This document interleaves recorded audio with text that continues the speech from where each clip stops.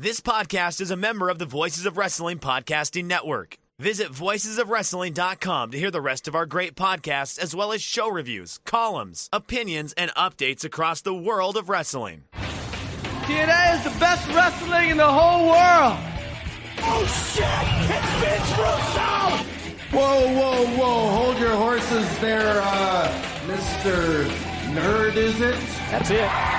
Oh yeah, you could be king of these nuts. You know? Welcome everybody to You've Got to Be Kidding Me, a TNA history podcast that goes through the history of TNA wrestling 1 month at a time. We're here to talk to you about July 2003 in TNA history. I'm Garrett Kidney. I'm joined as always by my lovely, wonderful, fantastic, amazing co-host Liam Jones. Liam, hello. Hello, governor. Oh, you're British. Oi. I see you've turned British. Yes. I see you've given up on being British. Yeah, much like most of the Brits. Well, yes, most countries who were once British do tend to give up on being British for various reasons. That's my Commonwealth right.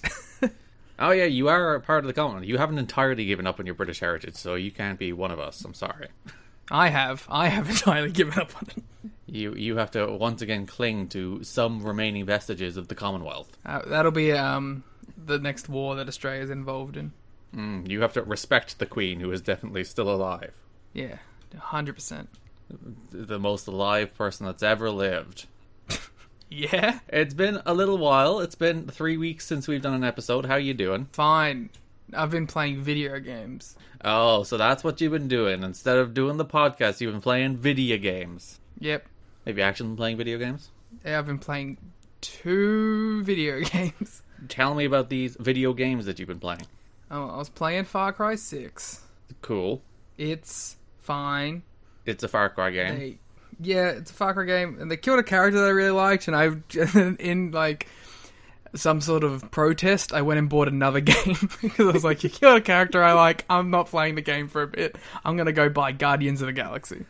Out of principle, I've already given you my money, Ubisoft, but I'm still going to go give some other company my money just to show you. I'll show you. Yeah, you know, because I was upset. And then I was like, alright, I'm going to go play Guardians of the Galaxy. And I played like an hour of it, and I think it's the best game that's ever existed. I would say that is maybe a slight exaggeration. Perhaps. But it is a very pleasant surprise that game is actually good. It's also a very pleasant surprise that, like, it's so well written. I know. And, like, that game's like 15 to 17 hours long. And those characters, they never stop talking, Liam. Yeah, that's what I was just about to say. I was hoping, not hoping, but I was thinking maybe this is just because it's the first level and they want people to be like, oh yeah, you know, when you play the first level, and because that's what, you know, people will write their reviews on those first few levels. They like, maybe they packed that heavy with dialogue, but the fact that you've said that, and I think I've heard that before, that like the whole game is like this, makes me very excited because I am a fiend for dialogue. Because they really don't. They never stop talking. For like the entire runtime of the game, people just never, ever stop talking. Star-Lord and Rocket and even Groot and all of them just bicker and are mad at each other and shout at each other and snipe at each other and make jokes for the entirety of the game. And it's somehow never annoying. It is like a remarkable feat of writing. That's the thing. I think just early on, right? Because again, I've played 40 minutes of it. But it seems like they do a really good job of building a camaraderie. And having that sort of feeling of this team is what makes it not annoying. Because if they didn't feel like a team, it would feel like it would grind on you. But the fact that it's like all of these characters feel in tune with each other makes it work.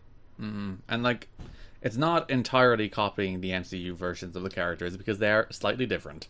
But it does stick to like the characterization of those characters very closely. If it ain't broke, don't fix it, you know? Yeah, I think I'm gonna invest in like all of these Marvel games. I like them. I like the Spider-Mans. I like the Guardians. I'll probably like the Wolverines. Just don't play Avengers. No, I have my Spider-Man. I don't need to play Avengers. You can play Marvel Ultimate Alliance 3 instead. It's a fine game. which is a perfectly fine game, but stacked up against Avengers, considerably better. I like playing games. Been a while. Do you still not have a PS5? I do not. I probably won't get one. Oh, well, there's nothing to play on it, so... I also don't have a TV. Like, I have, like, a lounge TV, but that's most of the time being used by other people, so... Maybe if I end up, getting a TV for my room, then I'll consider it. But right now I don't need it, so... I've also watched, quite frankly, insane amount of 2022 wrestling. Yeah, because you had 5 TNA shows to watch, and obviously you prioritized GLEAT. Well, there was no GLEAT. Yeah, there hasn't been GLEAT in 2022. That shows at the end of the year, but still... Yeah, it's been a lot, and I'm already behind, and it's like, oh god. Well, you see, companies, in their horrible insistence, keep producing lots of wrestling. Yeah, it's a difficult thing to try and stay on top of, but that's why I've done the smart thing and just cut out US indies. They don't exist to me anymore. I will not give them any attention this year. It might be among the busiest first 10 days of the year ever in wrestling. Well... Yeah, because Japan has always had a really busy first week. That first week is always jam-packed with a bunch of companies running a bunch of shows. But especially over the last few years, where, the trendsetter of New Japan having the 2 major shows, a lot of other companies have grown to have a lot of shows around that same time too. Like, even last year, and I think maybe the year before, Noah ran 2 shows as well. Stardom ran 2 shows. Old Japan always runs 2 shows. 01 does 1-1 every year. So there's always a lot of stuff immediately in Japan, especially. Yeah, because, correct me if I'm mistaken, but I believe culturally New Year is Japan's biggest holiday. Yeah, there's there's a whole week-long thing there, too. Because I remember when I went to Japan, I was like, why the hell is everything closed? It's like, they take Wrestle Kingdom really seriously. Yeah, it's like Wrestle Kingdom weekend is clearly an event here. It's like, no, New Year's huge here. That's why everything is closed. It makes it a very good time for Puro. Because, I remember, ever since I got into it, it's always been, that first week is the week you get excited for. And, it always kicks off, unfortunately this year I was, out, so I didn't get to experience the New Year's Eve Shuffle Tag Tournament, but that's always my tradition, is, that's how I know it's kicking off, is you watch that Shuffle Tag Tournament live, and then you know that next week is going to be insane. I like to hear, unfortunately I had a social life, so I couldn't stay inside and watch the New Year's Eve Tag Tournament. Yeah. I would rather half the time. So what's the best match you've watched this year so far? It's Okada and Shingo. So it's not Chris Sabin against Jonathan Gresham. No, but I did that match did make the sheet, Garrett. First Impact match on the sheet of the year. That match rocked. That match was so good. I really liked that match. The last 90 seconds of that match, I think might be my favorite 90 seconds of wrestling in a very, very long time. It's so good. I really liked it, and I really like. This is the opinion of Liam and Liam alone. I really like Impact. This was a good Impact show. I was bouncing around it. I didn't get to the full Jonah Josh match. I will, but yeah, from the bits and pieces I saw, I really liked the X Division stuff. I really liked the Speedball debut. And I really liked the Gresham stuff. I liked the Honor Invasion. Yeah, you get the Return of the Miracle. Trust me, if there's any Miracle fans out there, it is you and I. Absolute tremendous theme song. Hope he gets to keep it. That should be the Ring of Honor theme song. The Miracle, Mike Bennett, and Maria's theme song. I read the spoilers. I know their new name. It's a cool name. I won't say it in case people care. But yeah, oh, cool stuff. I'm looking forward to. I might. You know what's funny? Watching that pay-per-view, I was like, damn, I might even include Impact in the rotation. Hell yeah. Yeah, it was that good of a show for me. The bits and pieces, at least, that I got to see. I will cherry pick it. Yeah, we've also had, well, to be fair, you will have to watch it eventually when we get to it in the podcast, so. Yeah, fair enough. God, that's going to be so weird. We're going to be able to splice things we say from now into the podcast then. We'll be able to look back on our opinions about 2022 TNA when we cover it. When it was happening live versus us watching it in 2032. It will be that long down the line, maybe even longer. But there was WWE's event, day 1. I didn't watch that. They had a good main event. The rest of the show was fine. Sure. Because Brock throwing people is good. I was gonna say, what was the show of the year so far? You've had a couple AEW shows. You've had a Rampage. You've had a Dynamite. You've had a Battle of the Belts. I still haven't watched Battle of the Belts, but I skipped around it. I've lost my wrestling list. Oh, it's all gone. All your wrestling is gone. All of my ratings for the past 4 years. Obviously, Pro Wrestling Noah's first show of the year is your show of the year. Yeah, 100%. Is it actually? I was just looking at it then. Yeah. The New Year's show is by far the best show of the year, and it's not even really close. Honestly, from what I've seen, the Impact show might be number 2. Hell yeah! Because, like, you know, I'm not putting any of the Wrestle Kingdom nights up there. The other Noah stuff wasn't great. Besides, like, some highlights. I wouldn't put Dynamite up there. I've only seen the Big Japan main event. Yeah, I mean, that might be it. You heard it here. Everybody's run shows already this year, Liam, and Impact is number 2! Yeah, from what I've seen. Alright, that's enough about 2022 wrestling, Liam. How about we jump all the way back to July 2003? My favourite month and year. The most wonderful time of the year, July 2003. Weird month, because they kind of just rebooted the company. Yeah, they did like a complete like shift. It was so weird. Like, this is different. This is a different company now. Old canon is like barely acknowledged or just straight up ignored. Teams are split up in favor of singles pushes now. It's very interesting. Because, like, it's not a total reboot. Like, AJ's still your world champion. He's still the same character. AMW is still your tag champs. Half of these shows you wouldn't be able to tell. And, like, a bunch of stuff carries over. You know, you still have Raven and Shane Douglas feuding. That's still happening. So, like, it's not like they threw everything out the window and started again. Like, AJ and D'Lo is still the main program.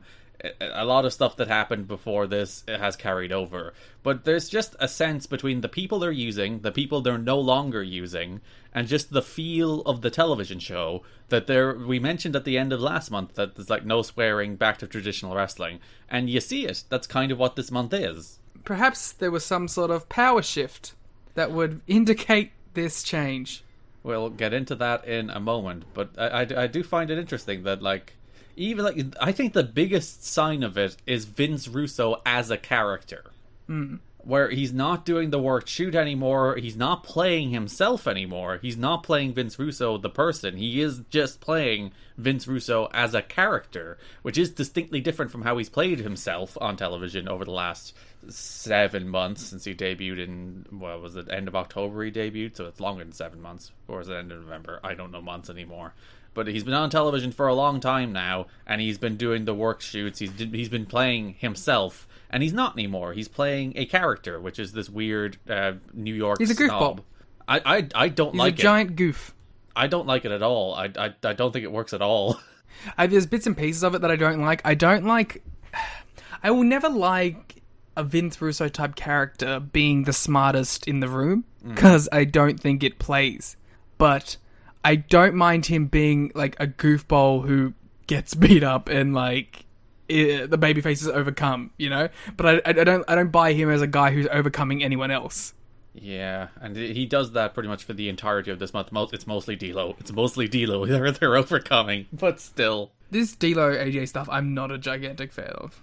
Because I think they've had better matches, both as a team and against each other, before this month. And now that we're into the full world title main event D'Lo AJ feud, there's just too much nonsense and shenanigans and interference and bullshit.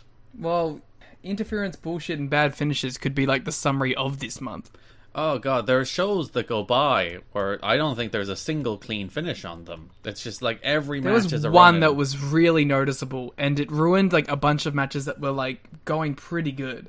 Because like there was the night that had 3 AJ Styles and D'Lo Brown matches, and every single one of them had interference.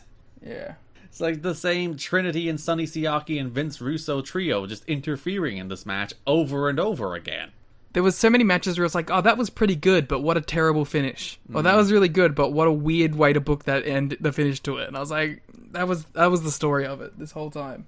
So yeah, it's a strange and interesting month. It's actually, frankly, it's not a great month. It's like there is very little in this month that we're going to like go off on. That's like, this is the worst thing you've ever seen in your life. It's like the Glenn Gilberty push or anything like that. I don't think there's anything like that this month.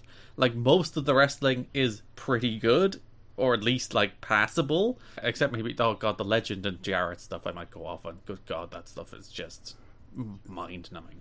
But other than that, I don't think there's a ton this month that's like horrible, but there's also not a particular amount that's like, whoa, that's really good. It just all hovers in a zone of existence. just sitting there, existing. These shows left me with the same feeling I feel when a Dynamite isn't great. Where I'm like, it wasn't bad, but wasn't much to get excited about either. And it's interesting. This is the period of TNA that I have, like, the least reflexive memory of. Because I'm pretty sure I've watched it all only once, and I've never watched, like, the stretch from pretty much July 2003 until they started on pay-per-view in October 2004 is the period in which, like, the things that are happening week to week on the show are the things that I'm like, oh, I forgot about that, or, oh yeah, this is a thing that happens, as opposed to the stuff before this and after this. I have a very good working memory of, because as I said, I've only seen this stuff once. I've never gone back and revisited this stuff at any stage, not in any, like, consistent fashion, and a lot of it isn't great, so it doesn't make, like, compilation sets or anything like that. And there's like notable things coming up in the next few months, but other than that, it's just a lot of stuff like the Don Callis and Erik Watts as on-air authority figures era is an era my brain isn't all that familiar with, so it's gonna be fun. You'll be in my shoes a little bit. So let's get into the notes for the month. I've been meaning to plug this for the last few episodes, but show notes, we should probably mention patreon.com/kiddingme or tnachat.com. If you would like to go through this show beat by beat with us, you can look at our show notes and see, like, the detailed notes that we have on the Patreon. Only for $1 whole can you get 9 pages of notes about these shows. Basically like a mini book chapter about July 2003 that you can follow along in the show, and there's one of them for every single episode. So if you ever wanted me to write a TNA book, which I probably won't, because that's what this podcast is for. I'm sorry, guys. I've torn this away from you. The closest equivalent is the show notes on Patreon, where, again, 9 pages of notes about July 2003, including everything that happened, all the backstage news, every match, every angle, and every little backstage tidbit that you need to know about July 2003. So I think it might be fun to follow along. Again, I've even put it in the notes to, like, plug the notes, because the notes, they're pretty good. Patreon.com/kiddingme. Also, our watch along has been up for about a week now, because we put it up early because we had to delay the show. So we're like, let's even the watch along. It's a nice little early treat because we had to delay the show. Which, sorry for having to delay the show, but that's there. We watched the first show of this month, which is NWA TNA pay-per-view number 52, July 2nd. There wasn't a standout show, it's just a show. But Liam watched Glee for most of it. Yeah, you can pull up the Glee show as well if you want to watch along. It's a double watch along. You can do a Glee watch along and a TNA watch along. What more do you want in life? Our 2 brands combining. So, on a follow-up from a note from last month, the Jet Jar told wrestlers at the June 25th pay-per-view event that they are not allowed to swear or abuse women as part of storylines. Although Jarrett didn't get into the details, sources indicate officials from pay-per-view distributor In Demand stepped in and told TNA officials to cut back on the swearing and violence against women. Some in the company have pointed the finger of blame at Vince Russo for those issues becoming a problem, as he is known for pushing storyline elements in creative meetings. As a result, the word going around was also that Russo has lost a lot of booking power, which I think you can kind of see, which observers say would make sense given his backstage demeanor. There's a note that Jeremy Borash does contradict this, but there are still, like, even after that, like, Jeremy Borash says in his column that no, that didn't happen. It's not In Demand's real fault that we're pivoting in direction. But sources suggest after that no, it is. Well, he's trying to save face for the people that are actually, distributing the product. Yeah, and maybe a little bit that they are trying to make it look like this is their own creative choice, as opposed to a thing that is foisted upon them. Sorry, I was going to say that's interesting because I also think this decision is something that is reflected on the show itself with Don Callis' character. Yeah, it's very WCW, where they had standards and practices as characters on the television show because they were so mad at Turner's standard and practices stepping in and stopping them from doing their bullshit. So they introduced Don Callis as the management consultant, who was like, oh, we don't want the violence and swearing and attacking women, and we don't want the hardcore stories and hardcore matches. That's not what our key demo wants here in NWA TNA. The demo god, Don Callis. Yeah, he had this character before anybody else. He was analyzing demos. He's basically Brandon Thurston turned into a wrestling character. That's what they should do. Bring Brandon into AEW and have him be a guy. It's like, the demo will not like this. Ooh, I've looked at the charts, guys, and this is just not a thing that the fans are into. The minute-by-minute ratings do not suggest that this is a thing that is getting over. Yeah, you can bring up the minute-by-minutes and be like, actually, yeah, sorry, we have to put Jade in here because she draws killer in the minute-by-minutes. Just walks in on somebody's segment doing badly. It's like, sorry, pal, you've been corporately downsized. Yeah. So, as mentioned, you can see it on the show. Like, even aside from the Don Callis character, like, the show is different. Like top to bottom, it feels different. It's not a show that makes me cringe as much anymore. Which is a plus, though, 3LK segments, so... I don't know. 3LK segments kind of got me this month. Oh god, you've done the thing again, where you hate I the know! thing, and you baby-faced And on then the thing. no... There was a point where I got literally mad that BG James made me laugh at a joke, and I was like, no! Bull Buchanan received a tryout match a couple of weeks ago on Explosion. TNA officials went so as far as to say a new outfit made for Bull Buchanan, so it won't be surprising if he debuts in a new gimmick soon. He never does. There's been like a Bull Buchanan is hanging around backstage note every week for like 4 months, and I never brought it up, but I figured I'd finally bring it up because I think maybe this is the end of it. But yeah, Bull Buchanan hanging around never happened. I wonder what that new costume was. The big Bull Buchanan masked dude. I wonder, we're actually not far off from PCO showing up as like the masked X. Ah, that makes sense. Maybe he was meant to be X. Because like Bull Buchanan and PCO aren't like entirely dissimilar wrestlers. I don't think Bull Buchanan would ever put his body through the amount of destruction that a PCO does. No, PCO is still doing aprons for sentons in Impact in the year of our Lord 2022. But like they were both big guys who did some flying. PCO did more flying than Bull did. I just want to give PCO a little more credit, considering he will do a suicide dive onto no one. Straight onto concrete. His favorite thing is bumping on concrete, frankly. I love you, PCO. I'm glad that you made it to the Impact. Well, he made it here in 2003, which we'll get to. But still. I mean, again. And TNA will not be holding live pay-per-view events for 2 weeks in September, as the fairgrounds will be unavailable due to the state fair taking place. Sorry, I got very excited. Because this is a 5-show month, folks. Liam's favorite thing, a 5 pay-per-view month. The idea of a 2 pay-per-view month is just, quite frankly, I don't know what I will do with all the extra time. There was some talk of pre-taping 2 weeks worth of shows or even moving to a different location. Then a follow-up note, TNA officials are working with In Demand in hopes of promoting a bargain-priced pre-taped show that will recap the company's history. The current plan is to air the special during one of the weeks in September, which the company will not be airing a live show due to the National Fairgrounds. There has been talk of offering the show at a price of ever between 1 penny and $1.99. So basically, they will be taking a week off in September. There will be a taped show in September, Liam. So there will be a 3 pay-per-view month, not a 2 pay-per-view month. No. But the tape show is the first Super X Cup, so at least there's that. Oh, that's good, though. And then the other one will be the TNA 1 cent pay-per-view, which was this preview show where they put together the best of TNA highlights and offered them on the pay-per-view services for 1 whole penny, and you can watch the best They're of really TNA. trying to get this penny concept off the floor. It's been around since the very beginnings. Yeah, I feel. because we were talking about the Genesis special that they did air a couple of months ago, which that was the first time they floated the idea of doing something that cost 1 penny, and that was a different best of I think it cost the regular $9.99 pay-per-view price. Whereas now they finally committed to the idea of the 1 cent pay-per-view where you can watch NWA TNA, the best of the first year and a bit, for a whole cent. So they don't want to get people's 2 cents on it, Liam. They want to get people's 1 cent on it.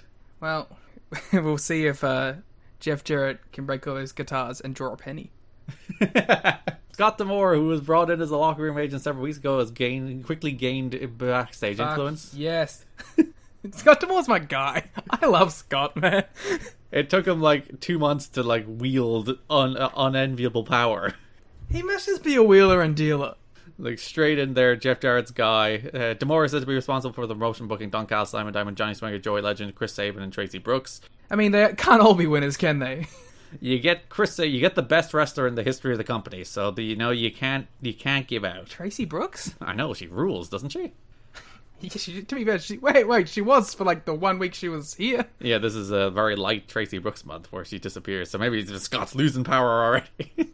Oh no! Damn it! The power struggle between Scott Tamara and Vince Russo will be the subtext of this entire thing. One wrestler even went so far as to suggest that has been a changing of the guard, as he said the Atlanta clique that consisted at one time of Vince Russo, Raven, Glenn Gilberti, Mike Sanders, Perry Saturn, and Erik Watts appear to have fallen behind Tamara in terms of office power, even though on air, Erik Watts is now the man with the power. There should be a draft between the two factions where Joey Legend goes to Vince Russo's side and Erik Watts goes to Scott D'Amore's. Yeah, and then I think everybody's much better off. Yeah, I'll be much happier.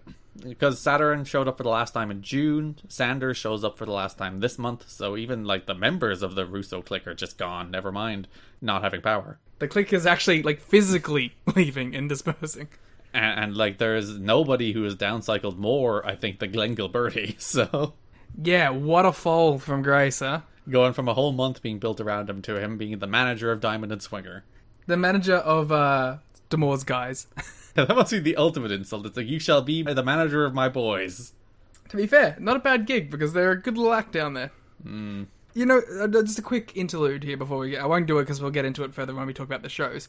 But, like, that's the reason I do these turnarounds so quick on these guys that I don't like, is because I don't like them as main event, like, giant factors of the show. I like them as goofball mid-card acts. That's where they should be. That's why I do these turns. Because when they're not being pushed as the main thing, I'm like, oh, I get why they're here. When BG is on the show for 2 minutes a week doing a skit, you're on board? Yes, 100%. Hey, because, like, he's not wrestling. And he's not, like, being treated seriously. He's just being a goofball dork with Killings and Conan. And it's funny and it's fine. That's just the difference. Like, I don't need you to be these top guys. So what I'm hearing here is Road Dogg is your new favourite wrestler. Well, now that Gilberti's been downsized. Terry Funk turned down a TNA booking last week. TNA officials contacted Funk in hopes of signing him for a match against Sandman, but Funk passed on the offer, which is said to be in the same range he has paid for working independent shows.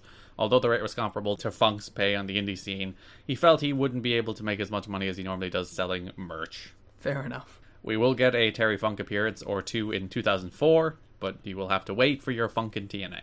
I had no clue about this. The NWA TNA promotion in Nashville had its own run-ins between the fans and the bookers 2 weeks ago at their July 2nd show, according to sources. I love this story so much. TNA talent coordinator Bob Ryder came out to visit with the vocal group of fans that comprise the heel section. Boo. Who are usually situated to the right of the hard camera shot at most of the company's weekly pay-per-view events. If you're a regular viewer of NWA TNA, you've seen that these guys on numerous occasions spoil SmackDown, which is a good bit, to be fair. Which is, I was going to say, that's the one good bit that they have. The heel section is composed of rabid fans who cheer for the heel wrestlers and heel manager Vince Russo. They also loudly heckle ring announcer Jeremy Rourke and the top babyface wrestlers, especially Jeff Jarrett and the tag team champions Chris Harris and James Storm. If you remember on the last month's episode, we gave out very vociferously about them doing the Kill the Cowboy chants during the best match in TNA history. Yeah, and they also had a Chris Harris one that was like basically just calling him a pussy, I think. Yeah, so like while these two guys were in this amazing cage match where they were bleeding buckets and freaking destroying their tailbone, doing death sentences off of cages, these absolute goof marks in the front row were like, oh, we're gonna do our chants. To be fair, if I do love Kill the Cowboy as a chant. Like, that should be a thing if he ever does turn heel. Like, Kill the Cowboy does rule. Just don't do it during that match. You're really exposing yourself then. Yeah, the worst part is when AMW do turn heel in 2005, which is they're not in Nashville anymore at that stage, but they don't do the chant. So, what's the point? We should bring it back. Ryder reportedly relayed a request from the office to the regulars asking him to please tone down their derogatory signs and pro-heel rhetoric. He explained that NWA TNA has shifted its focus toward running more traditional wrestling storylines, that they didn't want fans at home confused about the heels and babyfaces were. Most of the heel section the casual fan. The casual NWA TNA fan here paying $9.99 is confused by these people in the crowd. To be fair, I'm often confused about the heels and the baby faces, but it has nothing to do with the crowd. It is to do with the television show. To be fair, though, this month, it's very clear. There are heels and baby faces this month.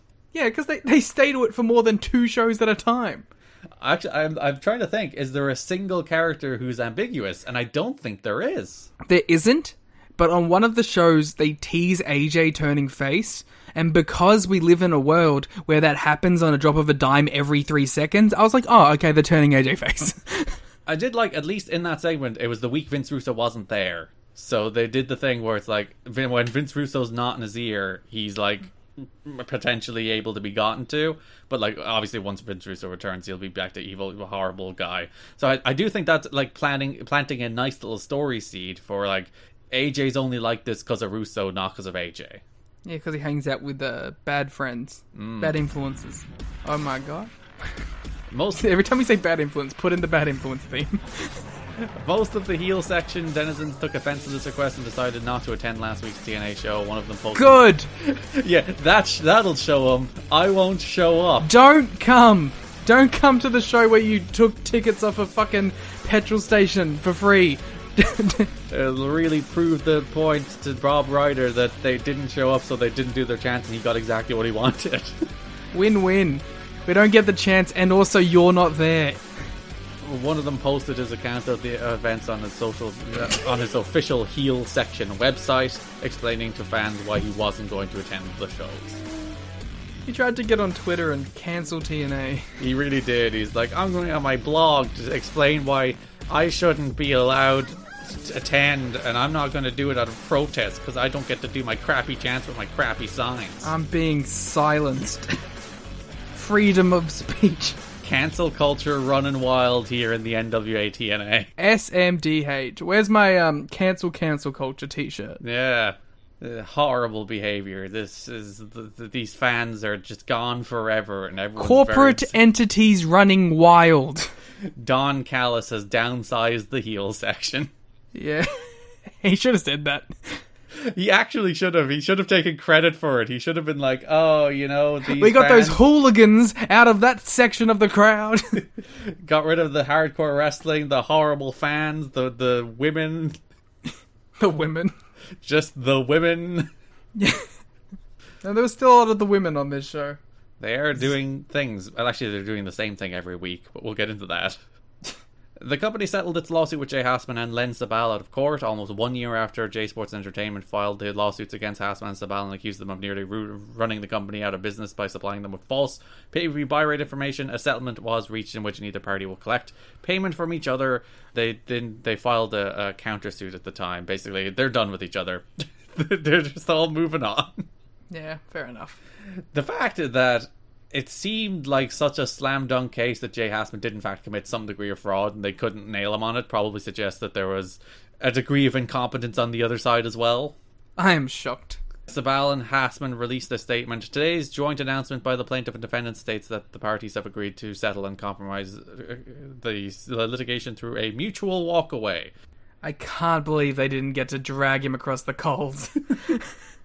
With no settlement payments by any party and to dismiss with any prejudice all claims and counterclaims in the litigation. So they're all just washing their hands of it and moving the other way.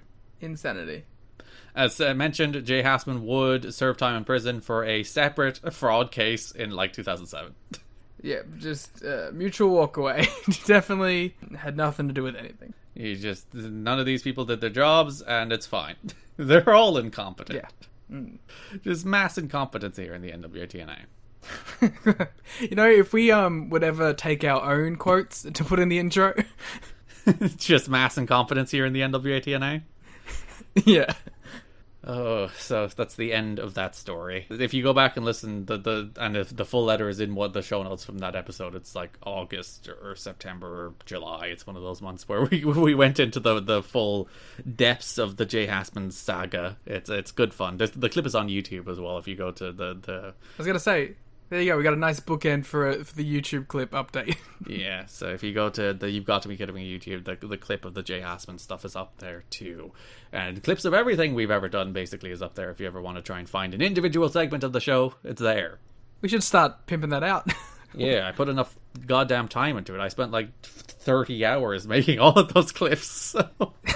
It's truly astonishing. The NWA World Champion AJ Styles said during a radio interview that he prefers working for the Ring of Honor promotion. Well, isn't that interesting? Because I prefer watching the Ring of Honor promotion. How dare you suggest that on this here TNA podcast? Upsetting me. Have you done your thing where you watch Ring of Honor from July 2003? No, I had too much 2022 to watch. And too much friggin' 2003 TNA to watch. Yeah. Styles said that there is a time for wrestling and a time for entertainment, and while he loves working for both promotions, he prefers the competition that comes from working on the Ring of Honor shows. Yep. Styles added that he essentially does the entertainment part of the equation while working for TNA, but he prefers performing in front of the ROH fans. Styles said he wasn't sure whether TNA officials have been keeping an eye on the Ring of Honor performers, but said they are idiots if they are not, because he feels the promotion features some of the best talent in the world. Styles was also critical of Jarrett for trying to do too many jobs in TNA, jobs as in like literal jobs, not as in losing. Oh, I was going to say, Styles is getting real meta on this radio interview. When I read this the first time, I was like, oh god, that's a weird criticism that he's thinking Jarrett. Oh no, he just means literally doing too much stuff. Styles said it's difficult for Jarrett to work as a wrestler, booker, and owner, and wishes he would give up one of those jobs. Specifically, Styles says he doesn't want a booking anymore. I was going to say, well, he will give up all of them eventually. Meanwhile, Styles labeled Russo as a great guy. Styles also praised Russo for listening to the ideas that the wrestlers Why that made me go... Sorry, that was an involuntary reaction to that statement. Just the idea that Vince Russo is a great guy makes you just gag. I just went... I don't know why that happened. I literally didn't put any effort into that. That was my body making that reaction. I'm sure he's a good guy. You have to reject the concept of Vince Russo being a great guy at any given moment. I don't know how that happened. Styles also praised Russo for listening to the ideas that wrestlers come up with and said he is a pleasure to work with. For some people, I'm sure he is. Listen, when you get pushed to be NWA champion, I'm sure you're very happy. Yeah, I was going to say, if you're in the good side, you probably love him. When the dude is making you be featured on every show because you have to stand next to him. And very occasionally you get to speak. Jeff Hardy told wrestlers at the Ring of Honor show that he is not interested in working for NWA TNA or anybody else right now. Hardy said he is focusing on his music career right now and only worked the ROH as a favour to Joey Matthews. Well, damn, Jeff. Would have been nice to have seen you. So this, if you were watching July 2003 Ring of Honor, you would have seen Jeff Hardy. I know of this, though. Now infamous Ring of Honor appearance. The Willow. The debut of the Willow, who we will be talking about on this podcast in a very long time. I'm looking forward to it. Yeah, just one of the more famous early ROH stories. I would imagine through the years goes into it in much more considerable depth than we ever could. They did, because I listened to it. Yeah, the utter rejection of Jeff Hardy by the fans of Ring of Honor.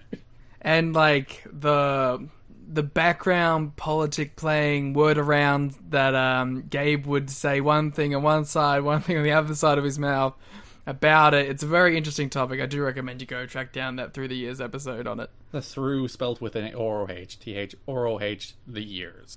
I highly recommend it. It's also how I get a lot of tidbits about NWA TNA stuff that we may miss. Yeah, and it's basically this podcast, but for Ring of Honor. Actually, technically, we're this podcast. Anyway, yeah. We're that podcast, but for TNA. Yes. But yeah, it is interesting because, like, I'll listen to it, and it was on one of the shows after, might have been last month even, where they were talking about Raven showing up to Ring of Honor with a twisted ankle, and and I was like, I know where that is, and they were like, oh yeah, they must have heard it on some show, and I was like, I know what show it was! It happened in a horrible main event. Yeah. It's funny because, like, despite them not being directly affiliated in any way, TNA and Ring of Honor have always had this kind of connection, huh? Yeah, all the way up, again, to 2022, where there's a mild Ring of Honor invasion, and the Ring of Honor title is being defended, and Roxy, the Ring of Honor Women's Champion, is sitting front row. Yeah, like, which is why I when I was talking, not about it with you, but with other people, I was like, it seems like this was always kind of a destined crossover to happen, and it's funny, it could have happened many a time over the years, but we finally got there in 2022, the year of just insanity.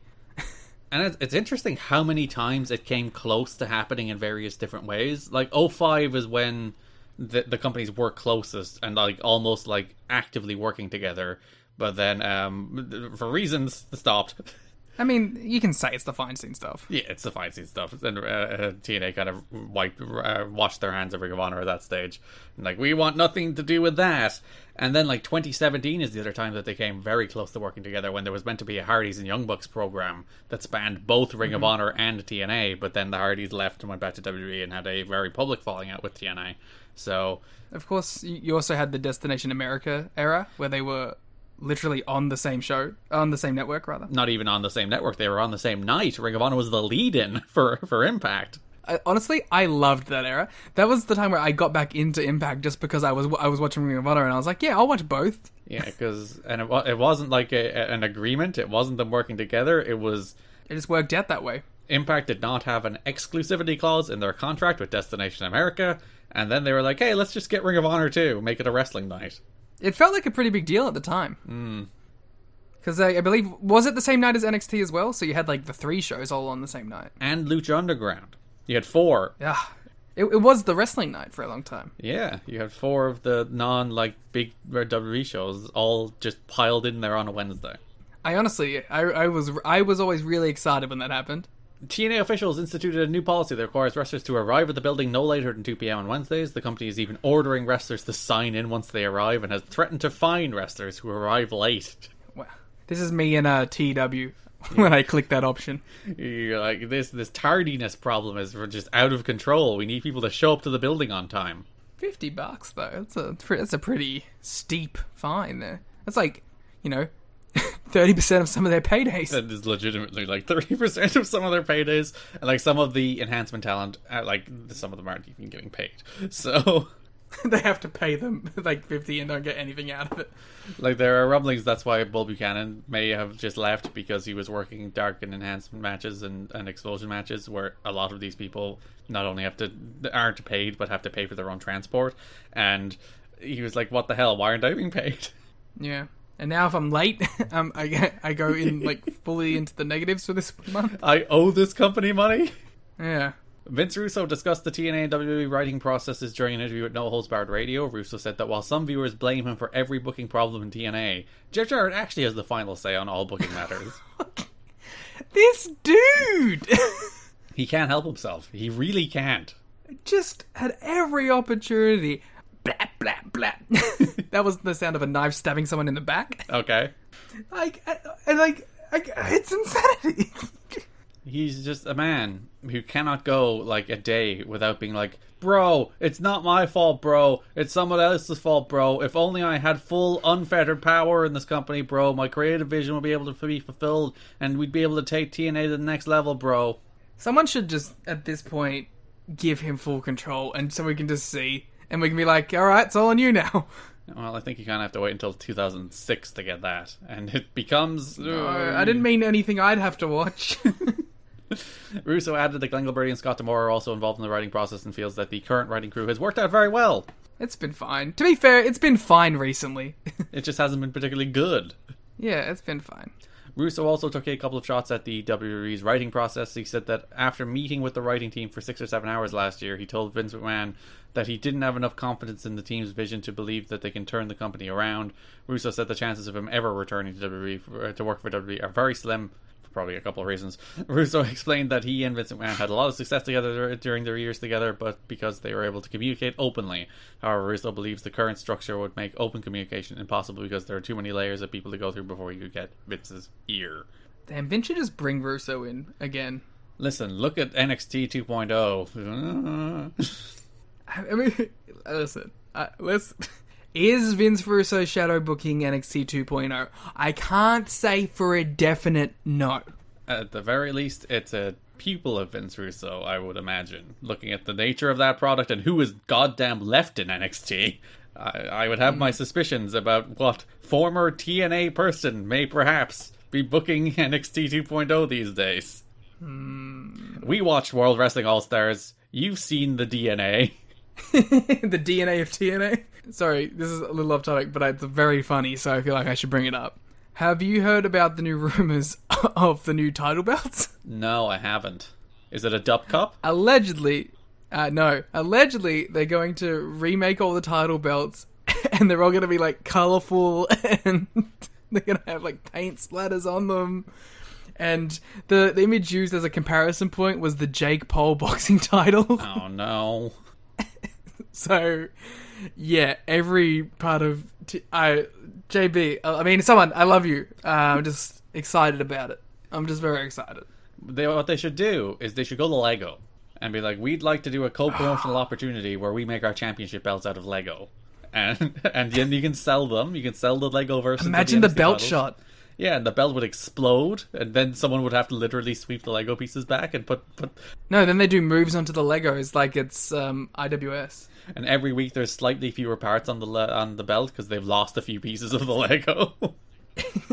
But they get to remake it for every champion, so it looks a little different. Because I was making the Lego NES on Christmas Day. Me and my brother sat down on the floor to make this thing because I was like, how complicated can it be to make this Lego NES? The answer, Liam, is very complicated.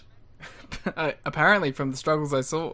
I was in physical pain for 2 days because I sat on the floor too long trying to make this damn Lego NES. And it's only like half Why done. don't you sit on like a cushion? Listen, I didn't think that through. I didn't think it would take that long. I was like, let's just sit down and make this thing. It's not going to be that bad. Why didn't you do it at a table? Because it was Christmas Day. The table was being used for Christmas paraphernalia and being set for people to eat. And I was sitting there for like 5 hours. And by the time we got to dinner, it was only half done. And my back was absolutely devastated. I took like 16 hours just to stand up. And I was like, God damn Lego. Wow. That should be how you win the championship. You have to build... It should be a Lego Masters competition instead. No wrestling. They just sit there and they have to make it. The general consensus in the locker room is that TNA officials have not totally soured on Goldilocks, but are instead hoping to put her ego in check by reducing her on-air role for a few weeks. Oh, damn. Because there's a lot of notes about Goldilocks this month. They're like, oh, you know, because Erik Watts is a character, they're not using her this week, or they're not using her this week because they want to sell that Trinity attacked her last week. But no, she just disappears for most of the month because Scott Hudson is backstage interviewer this month. He's really good, too. He's so much better than Goldilocks is. He's like an utter pro. He's like the proest of pros. I don't want to turn on Goldilocks, Garrett. I don't want to. Don't worry, Goldilocks will be back as a character, not an interviewer. I guess that's better. I will say Scott Hudson did mispronounce Frankie Kazarian at one stage this month. He called him Frankie Kazarian. Did he? Because then everyone else called him Kazarian. Oh, it's Kazarian here. Yeah. Like, and then, like, because Erik Watts is in the same segment, and he calls him Kazarian. I'm like, wait, was he Kazarian for a bit? Maybe Watts was like, oh god, I don't know his name either, and Scott Hudson said Kazarian, so I'll just go with Kazarian? Yeah, Erik Watts is like, I thought it was Kazarian, but Scott said Kazarian, and he wouldn't fuck it up. Deep voice Scott Hudson. Kazarian. Yeah, Scott's great. He's just an absolute pro. It's a shame, like, he has a run in TNA. He's eventually replaced his backstage interview by the franchise, Shane Douglas. That's fair. Like, if you're gonna get one-upped by someone, the franchise ain't bad. And he never really works in wrestling in a meaningful capacity again after that, which is a shame, because he was very good. He should get a Schiavone-esque reunion with the Biz. And, I nearly said WCW. AEW don't really have, like, a consistent backstage interviewer. They have, like, Alex Marvez sometimes. Schiavone half the time. Yeah, Schiavone has to run backstage off commentary to do backstage interviews. Get Scott Hudson. Yeah. Oh, no, get Goldilocks. Goldilocks on Dynamite every week doing backstage interviews, making her faces. Alternatively, Goldilocks. Erik Watts. Yeah, that would work too. All three of them. Just Hudson, Watts, and Goldie just standing there all with microphones shoving them in people's faces. Finally, the Erik Watts thruple. Listen, Hudson was there when he was trying to do the thruple the first time, but when Abyss showed up, he was the guy doing the interview. Yeah. Hudson's a pro. Borash noted in his Monday website column that this week that a major video game manufacturer was in attendance last week, and he was unimpressed with the program. Why does he put that in? I don't know. He added, nearly every week we seem to be entertaining potential business partners at our events, which is a clear indicator of how good the future of our company looks. Not if you fucking bury them on the internet, Jeremy. Why would you say unimpressed? Why would you be like, look how great we're doing. Look at all the people we have backstage. Look at all these companies showing up. Oh, TNA's doing great, but also the company... And they all think we're terrible. And the company that showed up was shit. When he said unimpressed by the program, I thought he meant the video game company was unimpressed with the program.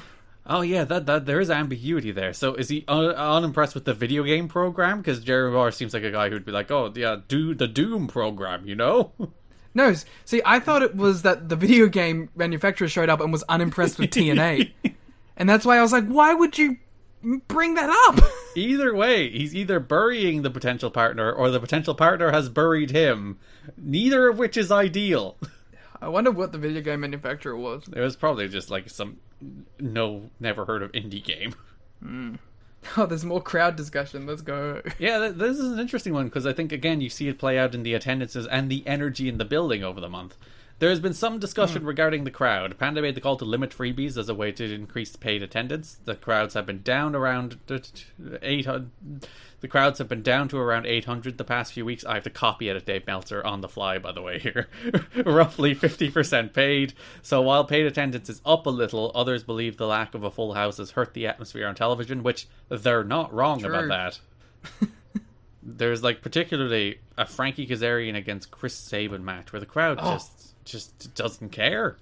Frankie comes out, quite literally, not a single person reacts. Yeah. Like, I'm not even exaggerating. Like, there was silence.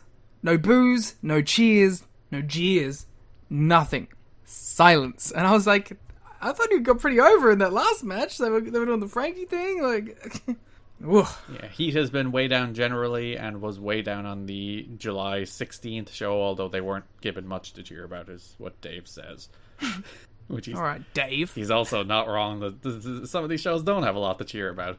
But you see, like, attendances of the first show of the month, about 700, 900, 800 for the third, and then they go up to 1,100 and 1,000 for the last two shows of the month, where they're like, oh god, nobody's reacting, let's give away tickets again. Yeah, I was going to say those last couple of shows felt bigger. Yeah, and there's atmosphere there, particularly like the New Church against Gathering matches, I think have really good heat, and that's because they got people in the building again, and they kind of care, so that's a plus.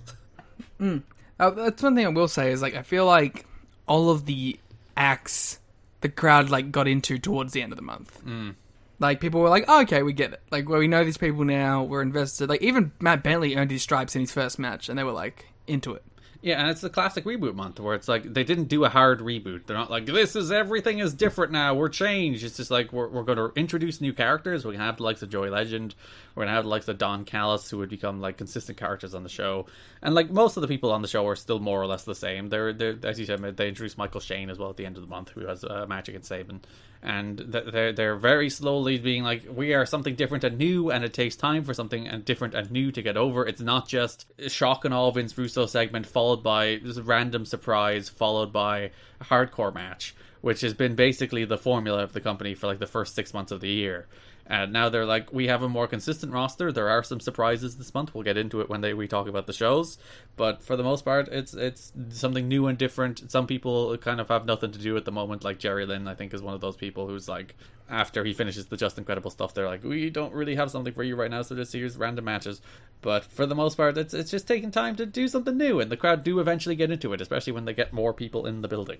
They show a remarkable amount of patience and restraint for the NWA TNA.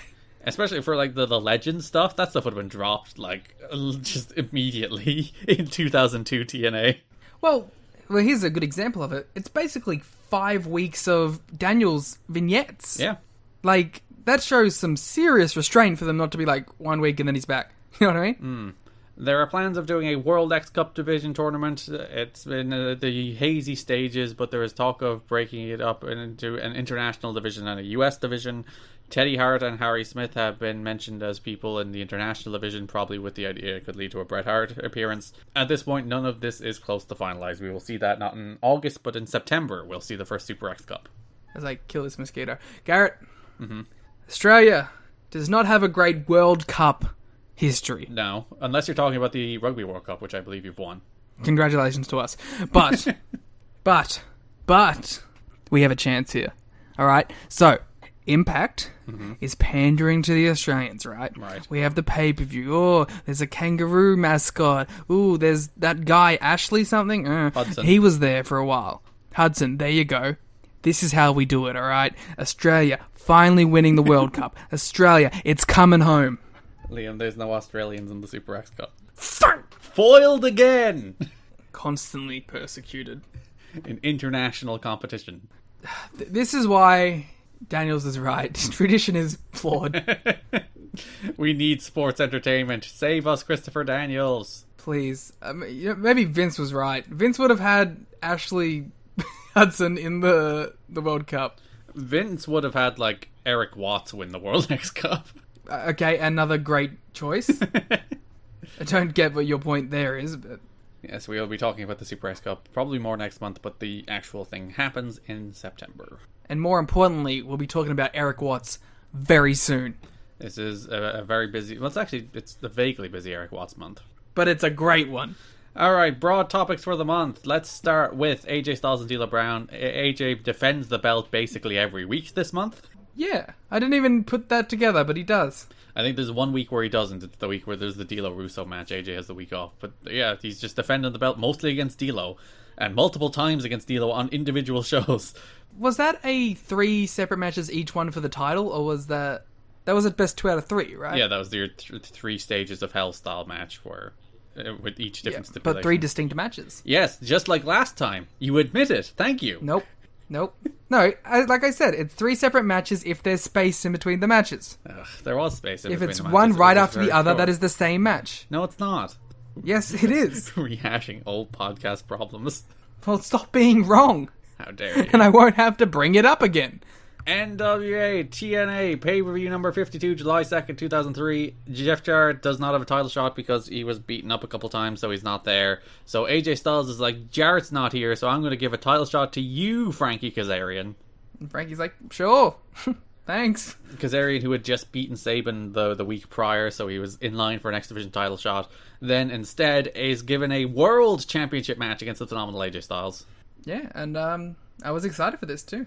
So yeah, that was the main event of that show, Styles against Frankie. This is the show we did the watch along for as well, so if you'd like to hear our thoughts about that and GLEAT, you can go to TNAChat.com. Yeah, good little match, nothing special. The most notable thing was that Frankie became the first person in TNA history to take the Styles Clash the wrong way.